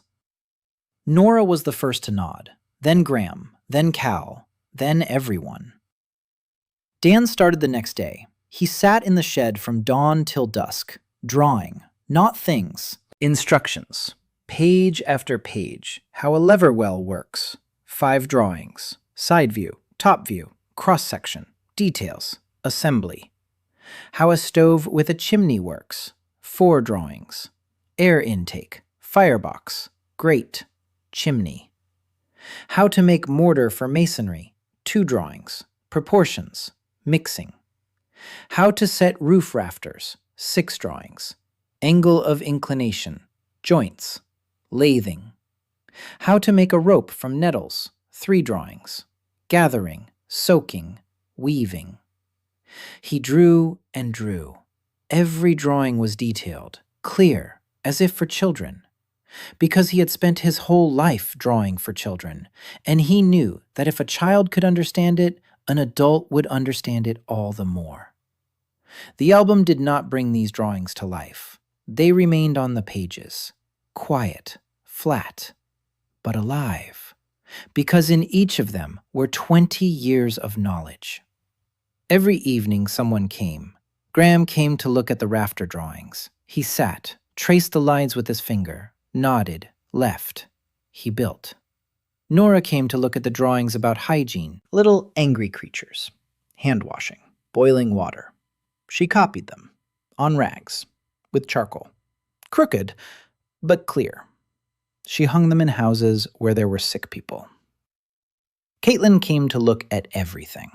She didn't build or treat, she memorized. Everything, every drawing, every diagram, every detail. Dan asked why. She replied that someone had to remember if the album went missing. He looked at her. 17 years old, redhead, glasses on her nose, a bow on her back, with a memory that held the entire village by name.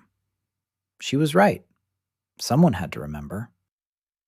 2 weeks later, Dan had 40 pages of drawings.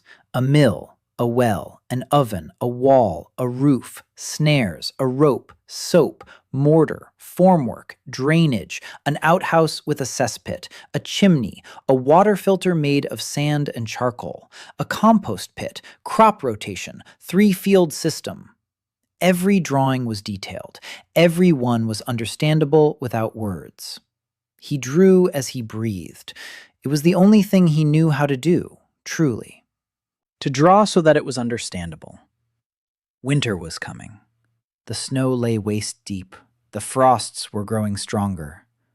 But the village lived on. The stoves built from Dan's drawings heated better than the old ones. They didn't smoke. They didn't devour firewood. The wells provided clean water. Snares caught hares. Fish from the ice hole came in every day. Not much, but they came. The children went to Dan's shed as if to school. Not every day, 3 times a week. He taught them to draw. Not to create, just to draw. A line, a circle, a square, a triangle. Then more complex shapes. A house, a tree, a horse, a person. Spring came slowly.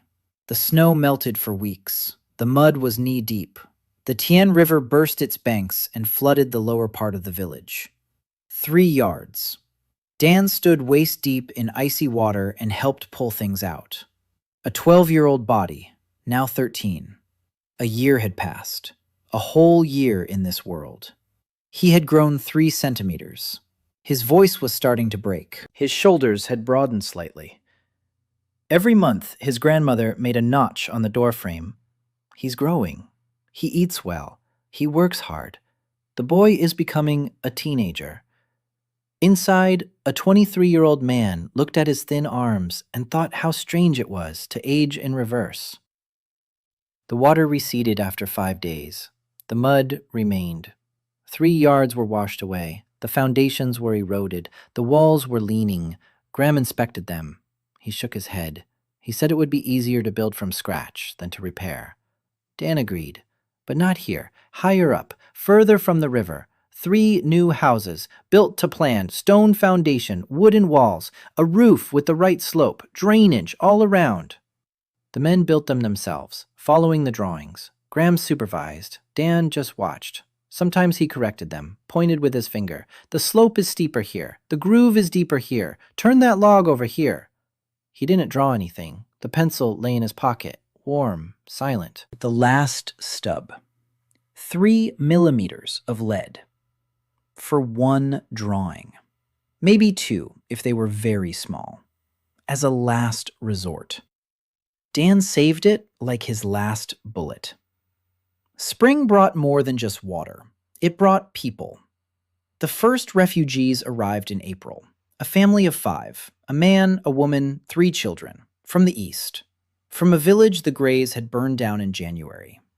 They'd been walking for 2 weeks. Hungry, barefoot. The children had fevers. Nora took them in first. A first aid kit, bandages, warm water, soap. The youngest child had a fever for 3 days. Nora didn't leave his side.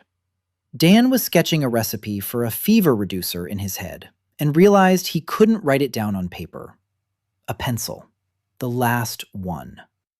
Nora managed on her own, with herbs, decoctions, compresses, and clean hands. The child survived. The mother knelt before Nora. Nora helped her up, said that here people don't kneel. Here people stand on their feet. The second family arrived a week later, then the third. Then a group of 12 people, old people, women, children, few men. The men died first. They defended. They covered for others.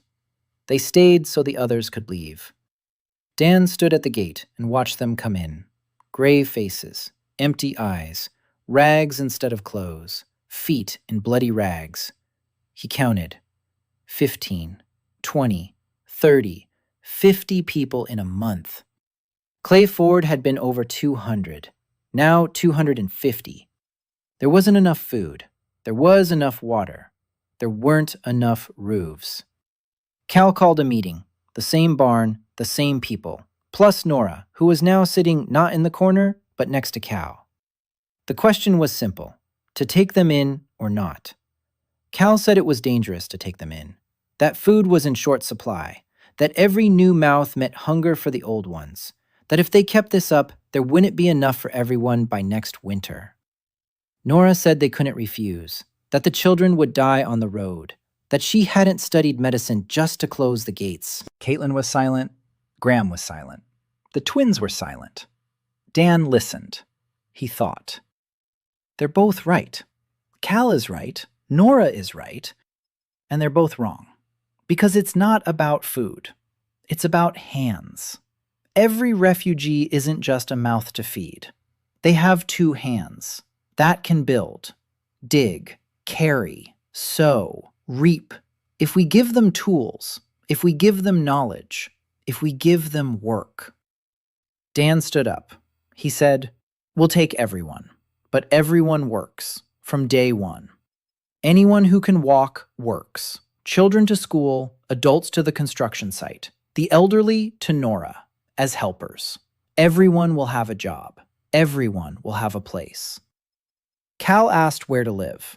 Dan said to build. New houses, according to the blueprints, higher up the slope, further from the river.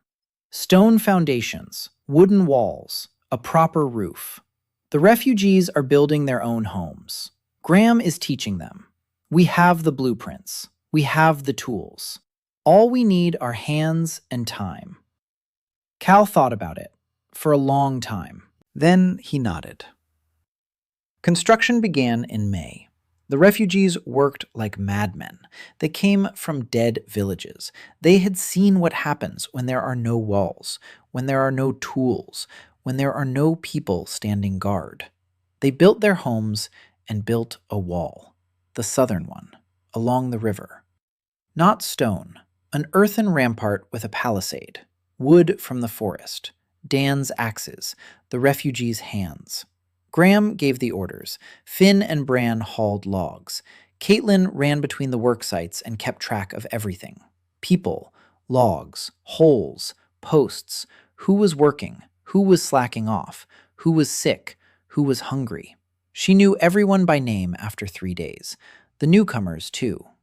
Among the refugees was a woman, young, 28 years old, tall, broad-shouldered, with scorched forearms, with hands that spoke of hard labor better than any words. She came alone, without family, without belongings, with a hammer on her shoulder, heavy, rusty, but hers. She said she was a blacksmith, that her name was Yun-hee, that she was from a farm 40 kilometers to the east, that the farm had been burned down, that she had survived because she was in the forest when the Greys came, that when she returned, there were embers where the smithy had stood. She took the hammer from the embers and headed west, because, according to rumors, there was a village to the west, with walls, and where fires didn't burn. Cal led her to Dan. She stood in the barn doorway. She looked at the boy. 13 years old, skinny, with a sketchbook on his lap. She didn't believe it. Cal said this was the one. Yun-hee looked at Dan again. Then she said she needed a forge, an anvil, bellows, a horn, tools. She's been a blacksmith for 30 years, since she was 5, when her father put her on a box so she could reach the anvil. She can make anything: knives, nails, staples, hinges, horseshoes, sickles, axes, anything made of iron, as long as there's iron and fire and an anvil. Dan listened. He looked at her hands. Big, strong, covered in old burns. The hands of a master. A real master. Not a painted one, a living one. He asked what kind of anvil she needed. She smiled, said any would do. Dan shook his head. Not just any. Hers. He asked about her height. He asked about the length of her arms. He asked how she stood when she struck, right or left. Yun-hee answered, briefly, precisely. She didn't understand why. Dan listened. He memorized. An artist memorizes proportions. He went to the shed, sat down, took out a sketchbook, opened a blank page, looked at the pencil. 3 millimeters, maybe 2. This is the last drawing, or the second to last. After this, the pencil will be gone. He thought for an hour, sat and thought, what to draw last.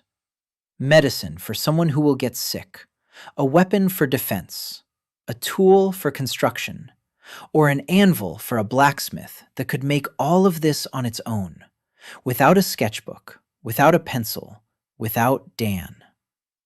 The choice was obvious. He drew an anvil, a double-horned one, made of steel, on an oak block. The working surface was 72 centimeters high, to match Yun-hee's height, to match the length of her arms, to match the angle of the blow. He drew slowly. He thought through every line, every stroke, minimal, precise, no mistakes. Next to it, he drew a set of hammers, 3 of them, different weights. A heavy one for forging, a medium one for shaping, a light one for finishing. Handles to fit her grip, length to fit her arms, balance to fit her swing. The page lit up. The anvil stood on the barn floor, heavy, shiny, perfect. The hammers lay nearby. Dan looked at the pencil, 1 millimeter, maybe 0. Maybe the last atom of graphite. He tucked the pencil into his pocket. He stood up. He walked out of the shed. Yun-hee was standing in the yard, waiting. He told her to come in. She came in. She saw the anvil. She froze. She walked over. She ran her hand over the surface, smooth, cold, heavy. She picked up a hammer, a medium-sized one. She weighed it in her hand. The handle fit perfectly in her palm. Perfect. No gap. She looked at Dan. He knew what she was feeling. He could see it in her eyes.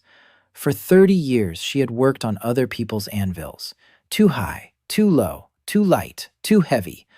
Other people's. But this one was hers, made for her, tailored to her, for the first time in her life. She didn't say a word. She went outside.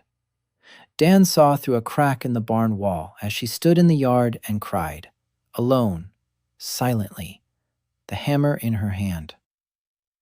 The next morning, she said 2 words. I'll stay.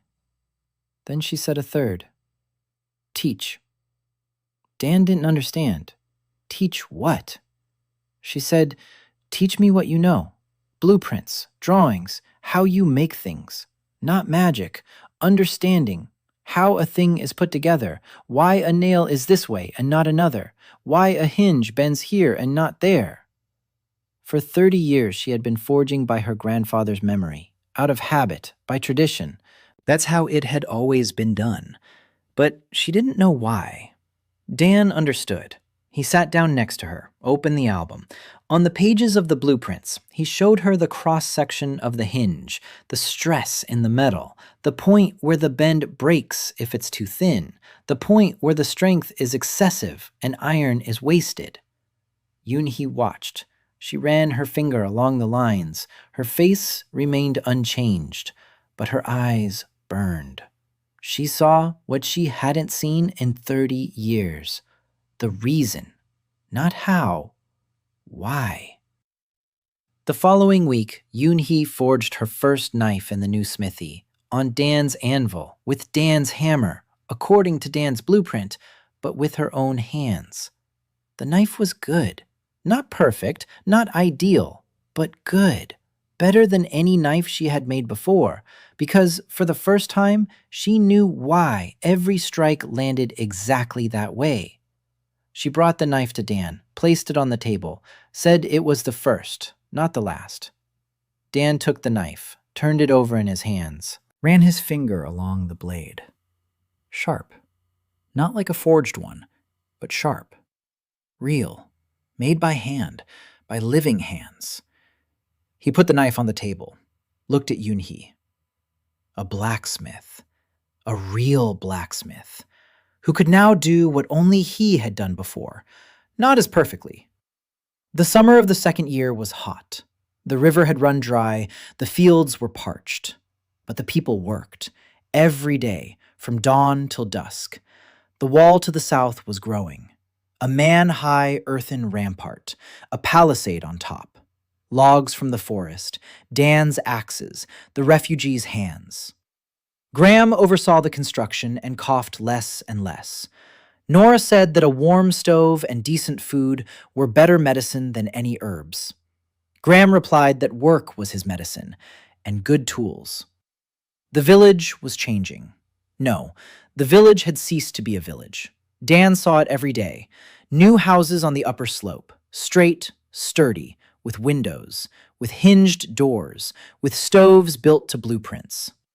Yun-hee's workshop was smoky from morning on. The clang of the hammer on the anvil became the voice of Clay Ford. Like a rooster in the morning, only louder and more useful. Yun-hee forged every day.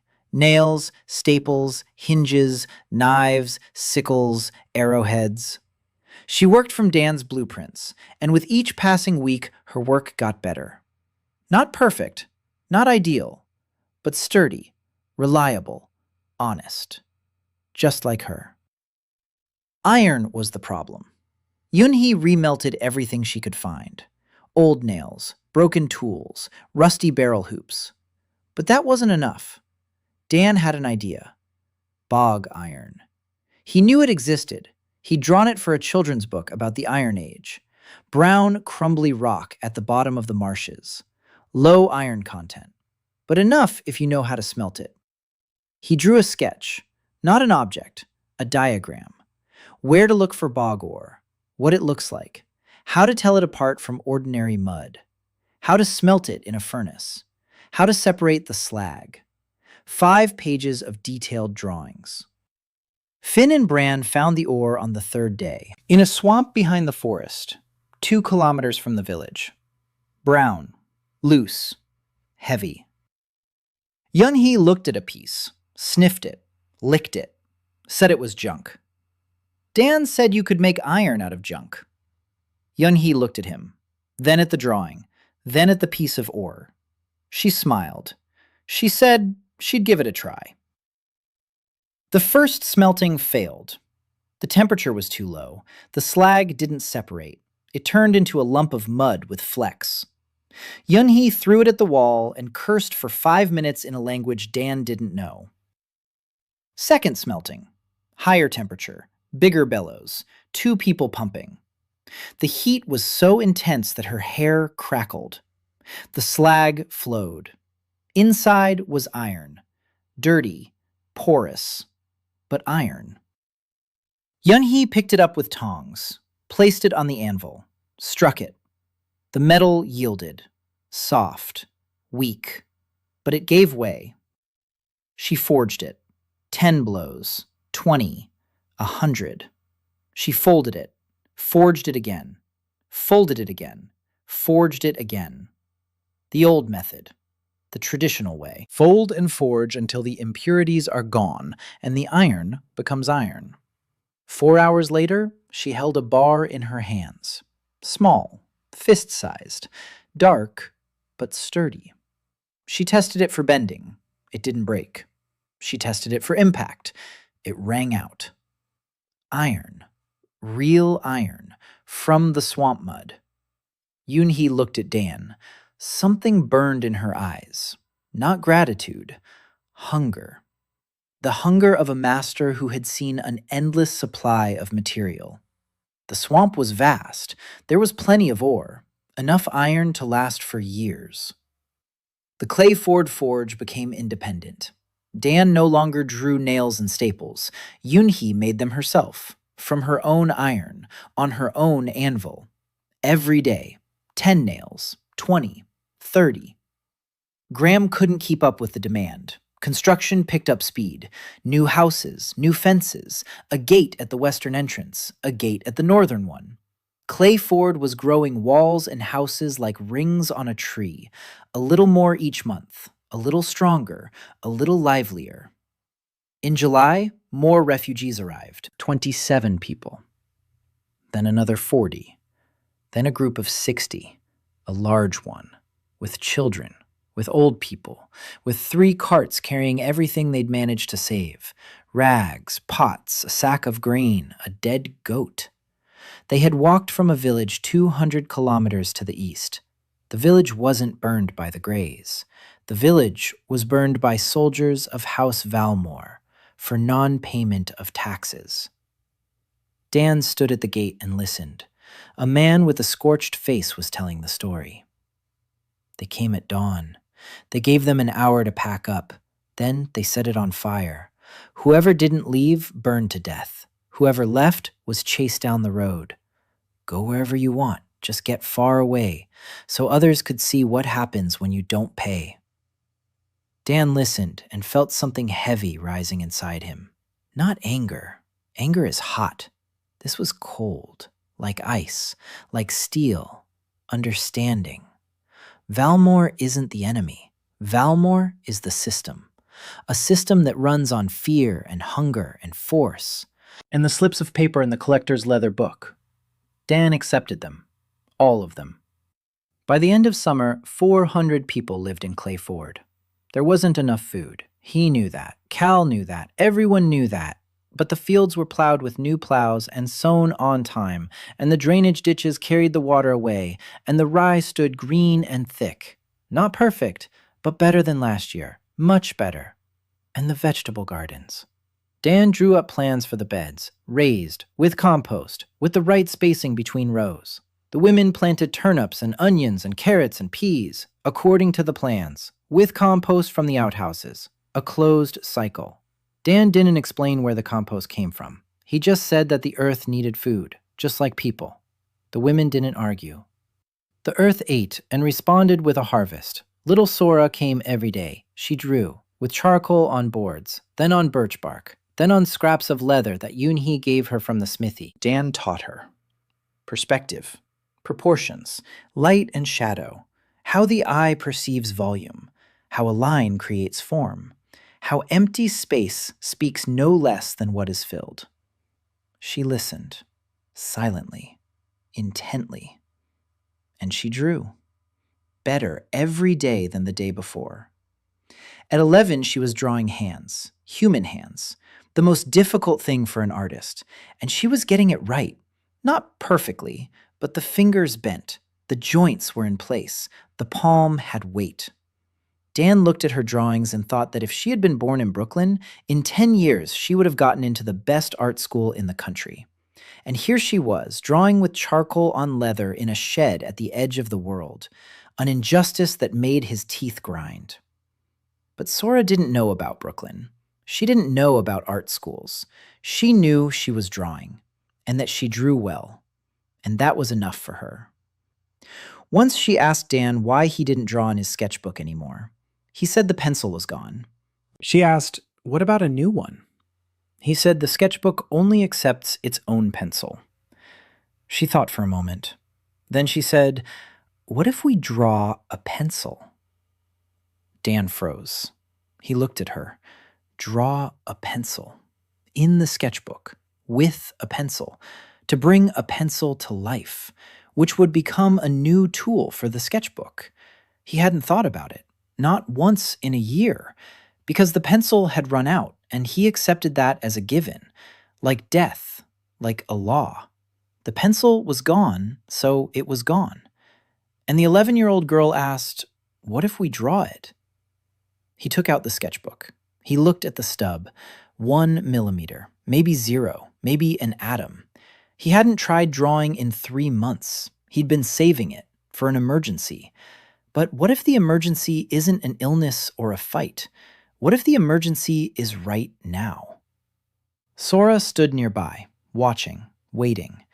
Dan opened a blank page, one of the last ones. He looked at the pencil. He twirled it between his fingers. He closed his eyes. He remembered. The pencil. Charred. With a lead. What kind of lead? Graphite and clay. What proportions? He didn't know, but he knew what it looked like. In August, an emissary from the Guild of Creators arrived. Without warning, without an entourage, alone, on a gray mule, in a dusty hooded cloak.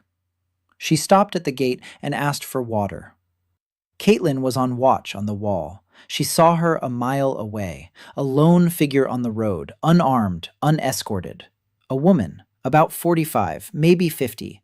A gaunt face, sharp eyes, gray streaks in dark hair. Hands. Dan saw her hands first, when she took the water jug from Caitlin. Long fingers, slender, calluses on the pads. Hands accustomed to holding delicate tools, a pen, a chisel, a needle. The hands of a creator. He knew it right away, from her hands, from the way she held the mug, not grabbing it, accepting it, the way one accepts a fragile thing, the way an artist takes another's work, with respect for the form. She said her name was Adelina Cross, that she was from Havenmark, that she was traveling through the province, studying crafts, gathering information for the guild. A routine inspection, once every 10 years. Dan didn't believe a word of it. The Creators Guild doesn't send members to inspect villages. The Creators Guild sits in its workshops in the capitals and doesn't even know that villages exist. 200 creators for the entire continent. They don't have time for rough roads and gray mules. She didn't come to inspect the crafts. She came to inspect him. Someone told them. Someone saw tiles that were too smooth, or a knife that was too sharp, or boots that were too sturdy at the fair. Someone touched the finished item and sensed it. The creator's mark. A stranger's. Strange. Not guild-made. Adelina Cross had come to find the source. Cal had put her up in the guest house, the new one, built from Dan's blueprints. Stone foundation, wooden walls, a stove, windows with shutters. She looked around the house, ran her finger along the wall, along the stone foundation, along the hinges on the door. Dan watched from around the corner. He saw her stop at the hinge, touch it, turn it. The hinge was Yun-hee's, not a materialized one, an ordinary one, forged. Adelina let go of the hinge. She moved on. She didn't find it. Yun-hee's hinge bore no trace, because Yun-hee is a blacksmith, not a creator. Her things are ordinary, talented, but ordinary. Dan exhaled, but he knew this was only the beginning. Adelina walked around the village for 3 days. She talked to people. She touched objects, wells, walls, tools. She was polite, quiet, smiling, but her eyes were searching, constantly, like a hunter who knows the game is nearby but sees no tracks. On the second day, she reached the mill. She stopped, placed her hand on the millstone, and froze. Dan stood 20 paces away. His heart stopped. The millstone, embodied, drawn, bearing the artist's mark. Adelina stood with her hand on the stone and didn't move. A minute. 2. 3. Then she took her hand away, turned around, looked around. Her eyes were different.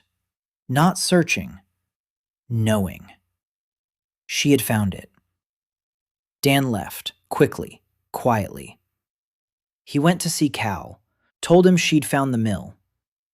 Cal turned pale, asked what to do.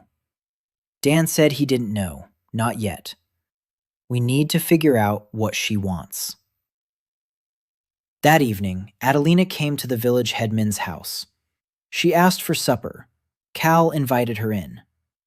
Seated at the table were Cal, Caitlin, Nora, Dan, and Granny Maeve. Adelina ate in silence. Porridge, bread, fish. Then she looked up. She looked at Cal. She said the village was wonderful, that she hadn't seen anything like it in 20 years of service, that the wells and walls and houses were of a standard of craftsmanship unheard of in the provinces, that the mill was something she, as a member of the Guild of Creators, was obligated to document, because the millstones bore the mark of an embodiment. And that mark did not belong to any of the 193 registered creators on the continent. Silence. Cal was silent. Caitlin clenched her fist under the table. Nora turned pale. Granny Maeve poured Adeline some water. Calmly, as if nothing had happened, Adeline continued. She said the guild wants to know. Not to punish, to know. Because a new creator is an event that hasn't happened in 40 years. The last time the gift manifested was in a boy in the capital of House Raven. The guild took him in, trained him. He became a creator. He's been serving for 20 years. He builds bridges, good bridges. If there's a new creator in Clayford, the guild wants to find him, to train him, to give him a workshop, resources, protection, in exchange for work according to the canon. She said this while looking at Cal, but Dan saw that her eyes kept drifting toward him, toward the boy, the 13-year-old, who was sitting at the table and saying nothing. She suspected. Or knew. It didn't matter. Cal answered, slowly, carefully. He said there was no maker in the village, that the mill had been built by a visiting craftsman for a fee a long time ago, that he had left, that they didn't know where. Adelina listened, nodded, didn't believe him. It was obvious. She stood up, thanked them for dinner. She walked to the door, stopped, turned around. She looked at Dan, straight at him. She said the boy had interesting hands, for a village child, long fingers, with calluses on the pads, like someone who draws a lot. She went out. Dan sat there, not moving. The old woman was clearing the table. Nora stood up and went out onto the porch. Caitlin exhaled. Cal rubbed his face. She knew. She hadn't proven it, but she knew. And she'd leave and write a report, and the guild would send someone else. Or maybe not. Maybe they'd forget. Maybe they'd decide the village wasn't worth the effort. Maybe, but most likely not. Because a new creator is valuable, enormously so. And the guild doesn't forget what's valuable, just as Valmor doesn't forget debts. Adelina left on the fourth day, in the morning, quietly, without saying goodbye. The fall of the second year brought Lia Valmor. Her carriage lay on its side in a ravine 10 kilometers to the east, smashed, looted. The Greys attacked at dawn. They killed the guards, they took the horses, they took the trunks, they killed the coachman, they killed the maid. They didn't touch Leah.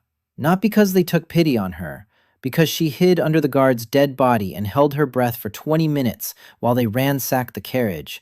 Then she crawled out, in a silk dress drenched in blood, without shoes, without food, without water. She headed west, because she knew no other directions.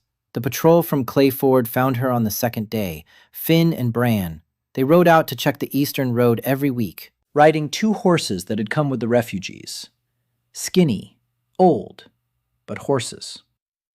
Leah was sitting on the side of the road, barefoot, dirty, in torn silk, her face blank, her eyes dry.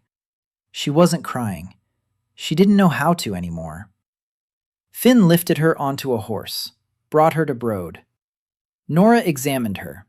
Dehydration, abrasions, mild frostbite on her toes. Nothing life-threatening. Her body was strong, young, 16 years old. She'll survive. Leah lay on a bench in Nora's house and said nothing for 2 days. She didn't eat. She didn't drink. She didn't speak. Nora forced her to drink. Warm water with honey. Honey from the forest. Wild, bitter, but sweet. On the 3rd day, Leah spoke. She asked where she was. Nora answered, Clay Ford. Leah said she didn't know such a place. Nora said few people did. Leah asked whose house it was. Nora replied that it belonged to no one. Leah looked at her with an expression that Dan later described to Caitlin as a mixture of distrust and horror. A village without a house, without a master, without protection. For Lord Valmor's daughter, it was like a house without a roof. Impossible, terrifying, and cold. Dan arrived on the 4th day. He took his time. He gave her time. He gave Nora time. He gave himself time. Because Lia Valmor is not a refugee, and she is not a blacksmith. Lia Valmor is the daughter of a man who tripled the taxes and burned villages for non-payment. Lia Valmor is a politician. One Dan didn't want, but who came of her own accord, in tattered silk and without shoes. He walked into Nora's house. Leah was sitting on a bench, wrapped in a blanket. Her hair was dark, long, tangled. Her face was pale, delicate, distinguished, lips pressed together, eyes proud even now, especially now. She looked down at him, a boy, 13 years old, thin, in a plain shirt, with ink stains on his fingers. She asked who he was. Dan said he was Dan. She asked Dan who. He said just Dan. She frowned. In her world, people had surnames and titles and houses and lands. Just Dan was nobody. She asked what he wanted from her. Dan said nothing. She didn't believe him. In her world, everyone wanted something from Lord Valmor's daughter. A ransom, an alliance, a hostage, information. She said her father would pay, that a messenger should be sent, that House Valmor would redeem its own blood. Dan sat down across from her, looked at her, then said there would be no ransom, that she was free to leave whenever she wanted, on foot, on horseback, by wagon, wherever she wants, whenever she wants. But right now, the Greyonis are on the roads, and traveling alone means death. And that she could stay, if she wants, to live, to eat, to sleep under a roof, like everyone else in Broad. No strings attached. Leah was silent for a long time. Then she asked why. Dan shrugged. Because she had nowhere else to go. And because that's just how things are done here. He stood up, walked to the door, stopped, turned around, said that if she was cold, Nora would give her proper clothes. Wool, linen, not silk, but warm. He left. Leah stayed. The first week, she didn't leave the house. Nora fed her, dressed her. Leah didn't know how to dress herself. Literally, she didn't know how to tie the laces on her shirt, how to wrap the bandages around her legs, how to fasten the belt. The maids had done it for her since birth. Nora showed her, patiently, without mocking her. Leah blushed. She got angry. She tangled the laces. Nora untangled them. By the second week, Leah went out into the yard. She stood there. She watched. At the people who were working, hauling logs, mixing mortar, digging, building. Caitlin ran past with an armful of arrows. Children, reading, writing, counting, every day, from morning until noon, at school, which, for now, was a shed with 4 desks. Leah looked at him. In her world, teaching peasant children to read and write was like teaching pigs to dance. Pointless, insulting, impossible.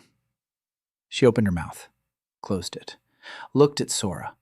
The girl was sitting on the floor, drawing a human hand on a piece of leather. Precisely, confidently, beautifully. An 11-year-old peasant girl drew better than the court artists Leah had seen in her father's palace. Leah closed her mouth. She breathed. The next day, she entered the barn school. 4 desks, 20 children. A blackboard made of a sanded log. A piece of charcoal instead of chalk. 20 pairs of eyes were staring at her. Leah stood before them and didn't know what to say. She had never spoken to children in her life. Not these ones, not peasant children. They smelled of smoke and turnips and wet wool. They had dirty fingernails and runny noses and eyes burning with curiosity. Leah picked a piece of charcoal. Her hand trembled. She wrote a letter on the board. The first one. A. The children watched. Then one boy asked what it was. Leah said it was a letter, that letters make up words, that words make up the world. The boy asked if you could make the word bread out of letters. Leah said you could, and she wrote it. Bread. 4 letters. The boy looked at the board, then at Leah. Then he said that bread is better when it's real. The children laughed. Leah stood there, not knowing what to do.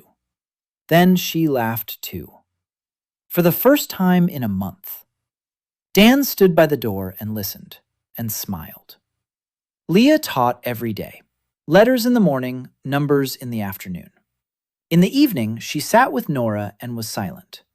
Then she started talking, softly, about home, about her father, about the engagement to a 60-year-old ally that she had rejected, about the scandal, about being sent to the waters in the province, which turned out to be a road straight to the Greys.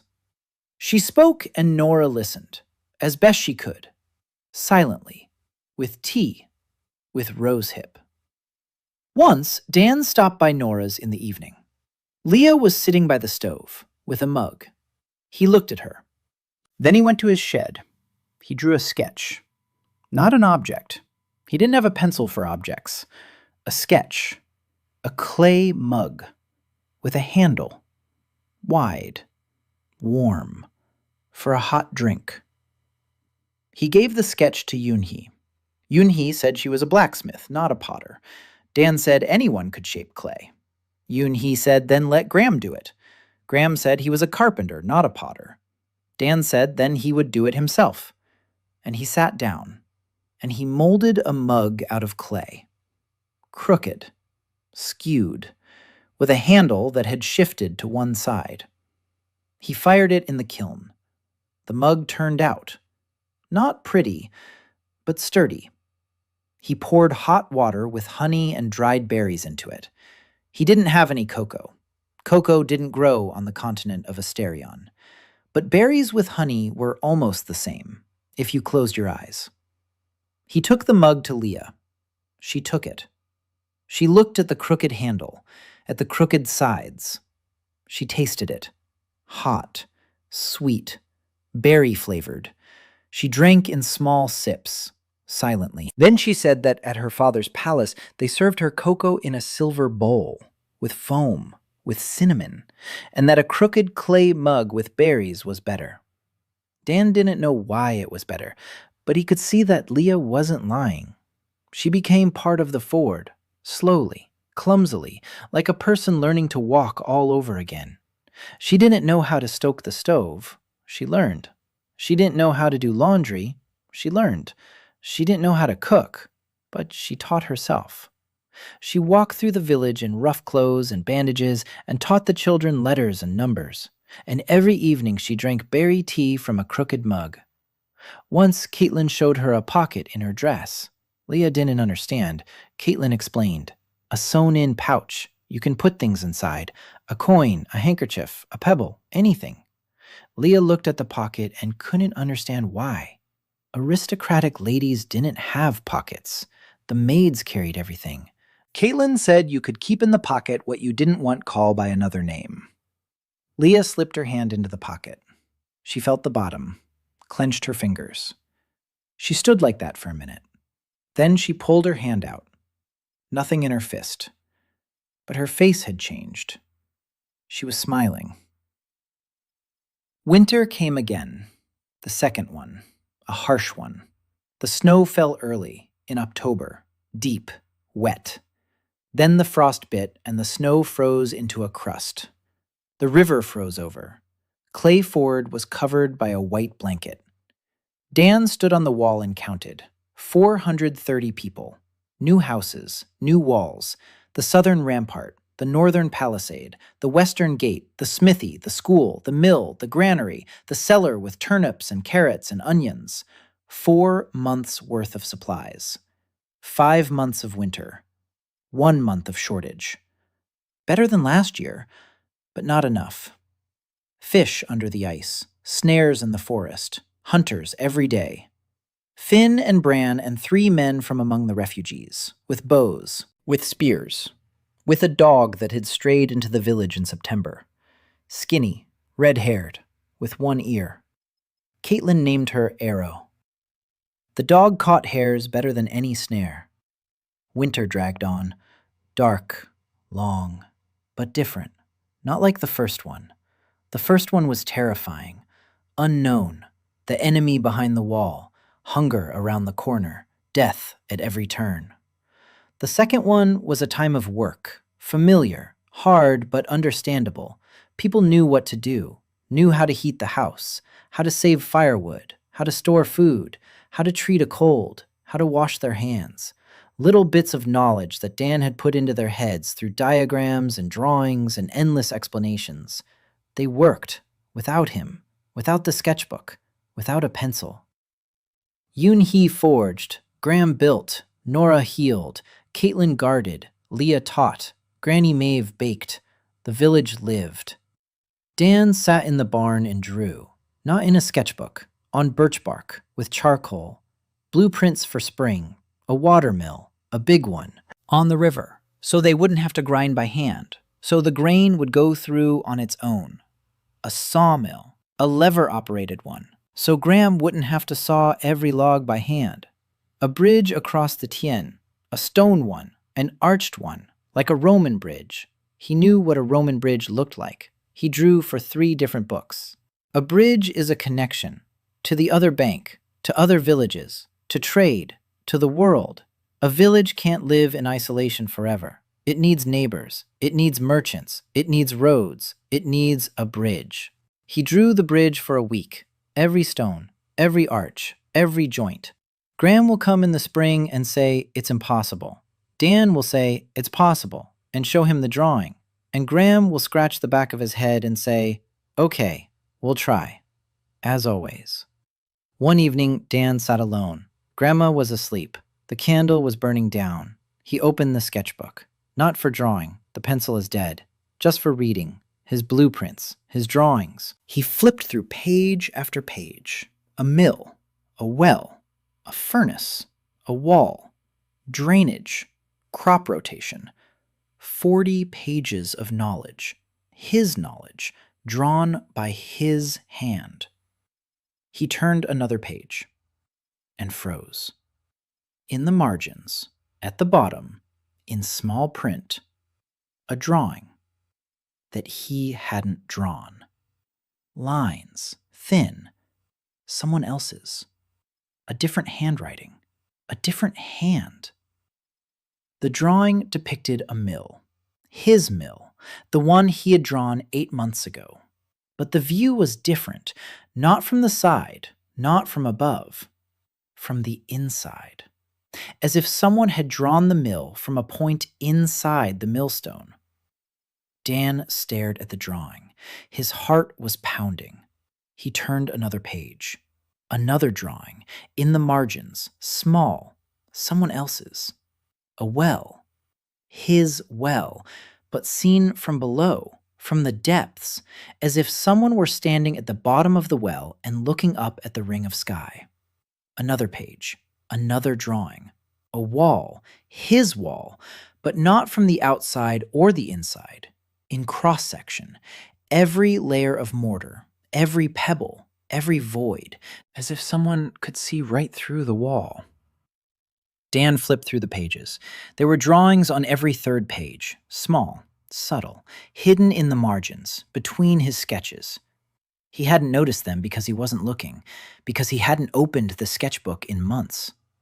Someone had been drawing in his sketchbook. Someone had seen what he had seen and drawn it in their own way, from a different angle, from a different vantage point, from the inside, from below, through. Dan closed the sketchbook. His hands were shaking, not from the cold. He remembered. A hidden secret. He didn't know about it. He couldn't have known. But now he knew. The album isn't just a tool. The album is a window. And the window works both ways. Every time he drew something, the other side saw it, remembered it, learned from it, and drew in response. He didn't sleep until morning. He sat and stared at the sketchbook, without opening it, as if it were a snake that might bite, or a door behind which someone was breathing. In the morning, he went to the only person who might know something. To Maddie, Madeline Price, a former nun from the burned-down Light-on-the-Hill convent. She had come to Broad 3 months ago, quietly, without fanfare. A 26-year-old woman, lean, sarcastic, with a scar across her eyebrow.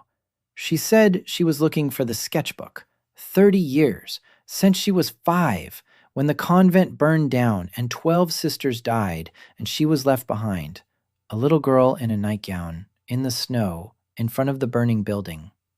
She remembered. She remembered the album in the Mother Superior's hands. She remembered how the fire licked the walls of the library. She remembered how the river was black with ash in the morning. And she remembered that the convent hadn't been burned down by accident. People came at night, with torches, without coats of arms, without faces. They set it on fire and left. She'd spent 30 years searching for why. Dan found her in the house by the west gate. She was drinking rose-hip liqueur, like wine, slowly, in small sips. He placed the album on the table, opened it to a page with a stranger's drawing. Maddie looked. The face hadn't changed. She turned the page. Another one. Another. She looked at the stranger's drawings. Then she closed the album. She said that the abbess had spoken of the first creator, the man who created the art of embodiment 1,000 years ago, who drew things and the things became real, who once tried to draw a living thing, and he succeeded, and he went mad. The guild locked him away, in his own artifact, in the album, which was kept in the monastery, which they burned to destroy the album. But the album didn't burn, because you can't burn what draws the world. Dan listened. He sat on a chair and listened, and the cold he felt on that first day by the river returned, the same one, from within, the first creator, locked away in the sketchbook for 1,000 years, watching through the eyes of everyone who draws, learning, remembering, sketching in the margins. Not an enemy, not a god, not a demon, an artist who had gone mad trying to draw life, And now, looking through Dan at the world of the 21st century, at mills and wells and bridges and antibiotics, at 20 years of children's encyclopedias, at everything the Brooklyn Illustrator knew. Maddie said that the monastery's records had been preserved, partially. She'd carried them with her for 30 years, in a leather pouch. Scraps, pieces of parchment, charred at the edges. Dan drew her a pair of reading glasses. No, he didn't draw them. No pencil. Yun-hee. He went to Yun-hee. He explained. Glass lenses, thin, smooth, wire frames, simple. Yun-hee said she was a blacksmith, not a glassmaker. Dan said that glass was sand and fire. Yun-hee looked at him, then at the sketch, then at the bellows. She said she'd try. The first lenses came out cloudy, warped, useless. The second ones were better. The third ones, almost there. The fourth ones worked. Not perfect, not like Caitlin's flawless glasses, but they worked. Maddie put them on. She looked at the parchment and began to read. Every evening, by candlelight, line by line, deciphering the charred handwriting of dead nuns, Dan sat nearby and listened, and Maddie told him what she was reading. The first creator. His name is lost. His drawings are lost, but his method is recorded. He did not draw things. He drew an understanding of things. Very drawing is not a copy. It is knowledge. The album reads the author's knowledge and creates a thing not from paper, but from knowledge. That's why a crooked loaf of bread appears crooked. That's why medicine appears, if you know the package. The album isn't magic. The album is a bridge between what you know and what is. And the first creator crossed that bridge too far. He tried to find out what life is, and to draw it. And he succeeded. For a moment. For a single heartbeat. And that moment broke him. Because to know what life is means to know what death is. And he found out. And he didn't come back. Dan listened and thought about the sketches in the margins of the album, about the mill from the inside, about the well from below, about the wall from the other side. The first creator looked at the world through him and drew, not things, understanding. He was learning. 1,000 years in the dark, and now, through the eyes of a boy from Brooklyn, he saw the world again and drew it in his own way, from the inside. Dan closed the sketchbook, pressed it to his chest. Spring of the second year. No, the third. 2 years in this world. Dan stood on the wall and watched the sun rise. Pink, cold, beautiful. Snow still lay in the shade, but in the sun it was already melting. Drops from the roofs, streams on the roads, sparrows on the fences. Spring. People stood nearby. Nora, quiet, with dry hands and warm eyes. Caitlin, redhead, in glasses, with a bow on her back, with a black line on her cheek from the bowstring. Sora, 12 years old, with a piece of leather and a piece of charcoal in her hands. She was drawing the sunrise, right now, standing on the wall. Maddie, with rose-hip tea in a mug, with parchments in a leather pouch, with glasses that Yun-hee made. Leah, in coarse wool and bandages, with ink stains on her fingers from morning lessons, with an empty pocket in her dress. Yun-hee, with burned hands, with a hammer she wouldn't let go of even on the wall, a blacksmith's habit. Grandma Maeve, with a cane, with a shawl, red, with paintbrushes. She climbed the wall for the first time. Cal helped. She cursed the whole way up, said her legs weren't what they used to be, and that the ladder was crooked. and that at her age, people don't climb walls. But she climbed, and stood, and looked. The city lay below. No, not a city, not yet, but no longer a village. 5,000. No, not 5,000, just over 400. But it was growing every month. Every week someone came. Rumors spread across the continent. There's a place beyond the Tien River where there are walls, where there's food, where they heal, where they teach, where they do things for you. Dan looked at the city, at his city. Houses with roofs, wells with clean water, a mill by the river, a smithy with smoke, a school with blackboards and charcoal and children who could write their own names, a bridge across the Tien. They started building it in January, from a blueprint, from his blueprint. Stone piers, an arched span. Graham built it. Yun-hee forged the staples. Refugees hauled the stone. Children hauled the mortar. The bridge was ready by March. Short, 10 meters, a single span. Not a Roman viaduct, but a bridge. The first bridge across the Tien in 100 years. The first carts have already crossed it. Merchants from the south, with fabrics and spices and news. They looked at the little town and couldn't believe their eyes. A destitute village by the river, 120 households, mud, turnips, not a single literate person. That was 2 years ago. Now there are stone walls and a bridge and a blacksmith shop and a school and people in warm shoes. The merchants paid for lodging, with silver, the first silver in the history of Clay Ford. Cal counted the coins and couldn't believe it. Dan stood on the wall and thought. 2 years, 730 days. He came into this world a naked boy with a soggy bundle in his hands, with a sketchbook and a pencil. The pencil was Ford-on-Tien. The sketchbook is full of drawings and other people's sketches in the margins. The things he created stand all over the village. They don't fade, they don't break, they don't age. The millstone turns just like on the first day. Granny Maeve's boots are as soft as on the first day. Yun-hee's anvil rings out like on the first day. But standing nearby are things made by hands. Human hands. Yun-hee's nails. Graham's rafters.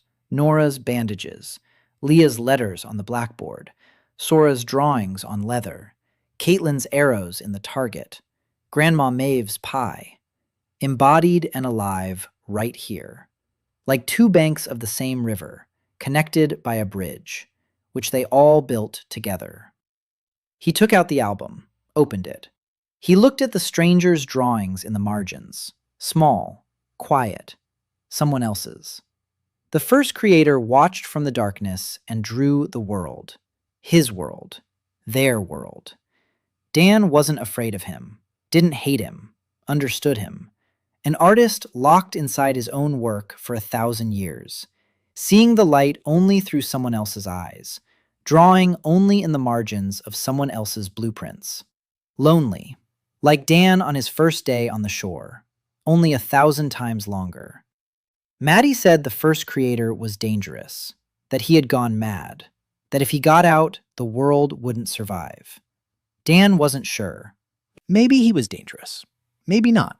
Maybe he just wants to draw. Like Dan, like Sora, like any artist. Just to draw and see the drawing come to life. He closed the sketchbook, pressed it to his chest, then opened it again. On the last blank page, he looked at the pencil. Dead. Empty. Not a millimeter of lead left. But he picked it up anyway. He placed it on the paper and tried. Not to draw, to write. One word. His hand moved. The pencil left no mark. Empty. Dead. But his hand moved, and on the paper, slowly, quietly, lines appeared. Not from his pencil, from within, from below, from the depths of the page, as if someone on the other side of the paper was running a finger across it and leaving a mark. Letters. No, a drawing. familiar. A mill, his mill, but whole, complete, with details he didn't know, with a mechanism inside that he didn't understand, with gears he hadn't drawn. The first creator was finishing his work, completing it, finalizing it, not destroying it, not breaking it, helping. Dan looked at the drawing, and he understood. This is not an enemy. This is a teacher.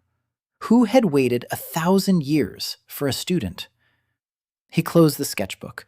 He raised his head. The sun was rising, warm, bright, spring-like.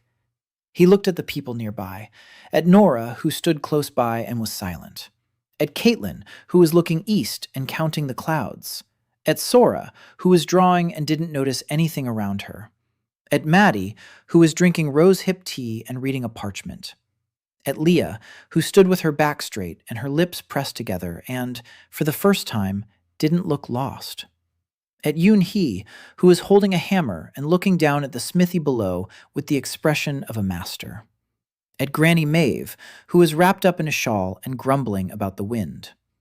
Then he looked down, at the town, at the houses, at the streets, at the people, at the children who were already running to school, in boots, wooden, with letters, in his handwriting. The pencil left no trace, but lines appeared, from the inside, from the other side.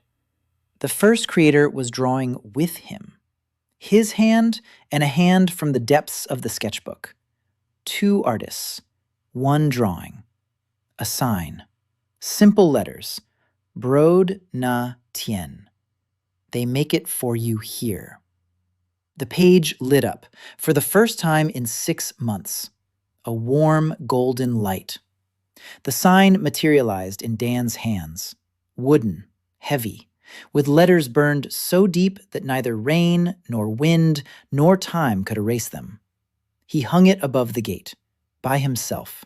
He stood on Finn's shoulders. He nailed it down with Yun-hee's nails, straight, secure.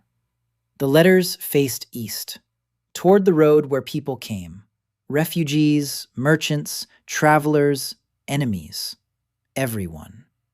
Ford-on-Tien. Here, they make it for you. Nora stood below. She looked at the sign. She was silent. Caitlin stood beside her, a bow on her back, glasses on her nose. She was smiling. Sora was drawing the sign on a piece of leather, quickly, precisely, beautifully. Maddie was drinking rose-hip tea. Leah stood with her in her pockets. Yes, in her pockets. Yun-hee stood with a hammer. Granny Maeve stood with a cane, in a shawl, a red one, with tassels. She looked at the sign, then at Dan. Then she said the letters were a bit crooked, that her grandson could have tried harder. Dan laughed. He jumped down from Finn's shoulders. He stood next to Granny. She placed her hand on his head, heavy, rough, warm, just like on the first day. Far to the south, beneath the ruins of the Light on the Hill monastery, in a dungeon that hadn't seen the light of day for 1,000 years, a sign had appeared of its own accord on the stone wall. The same letters, the same handwriting. Ford-on-Tien. They make it for you here. Drawn with charcoal that didn't exist in this world. And someone in the darkness, someone who for 1,000 years saw nothing but his own madness. Someone who looked at the light through the eyes of a boy from Brooklyn and learned anew. Someone who drew windmills from the inside, and wells from below, and walls right through them. Smiled for the first time in 1,000 years. Dan stood at the gate, a sketchbook tucked under his arm, a dead pencil. A living city. People were alive. The dawn was warm. Spring. He looked at the road, long dirt leading east.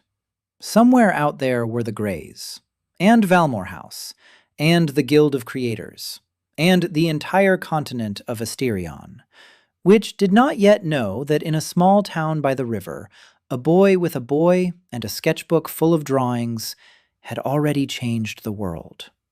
A small piece of it. A little over 400 people, One bridge, one smithy, one school. But he had started, and he had no intention of stopping. He turned to his grandmother. She was standing on the porch, wrapped up in a shawl.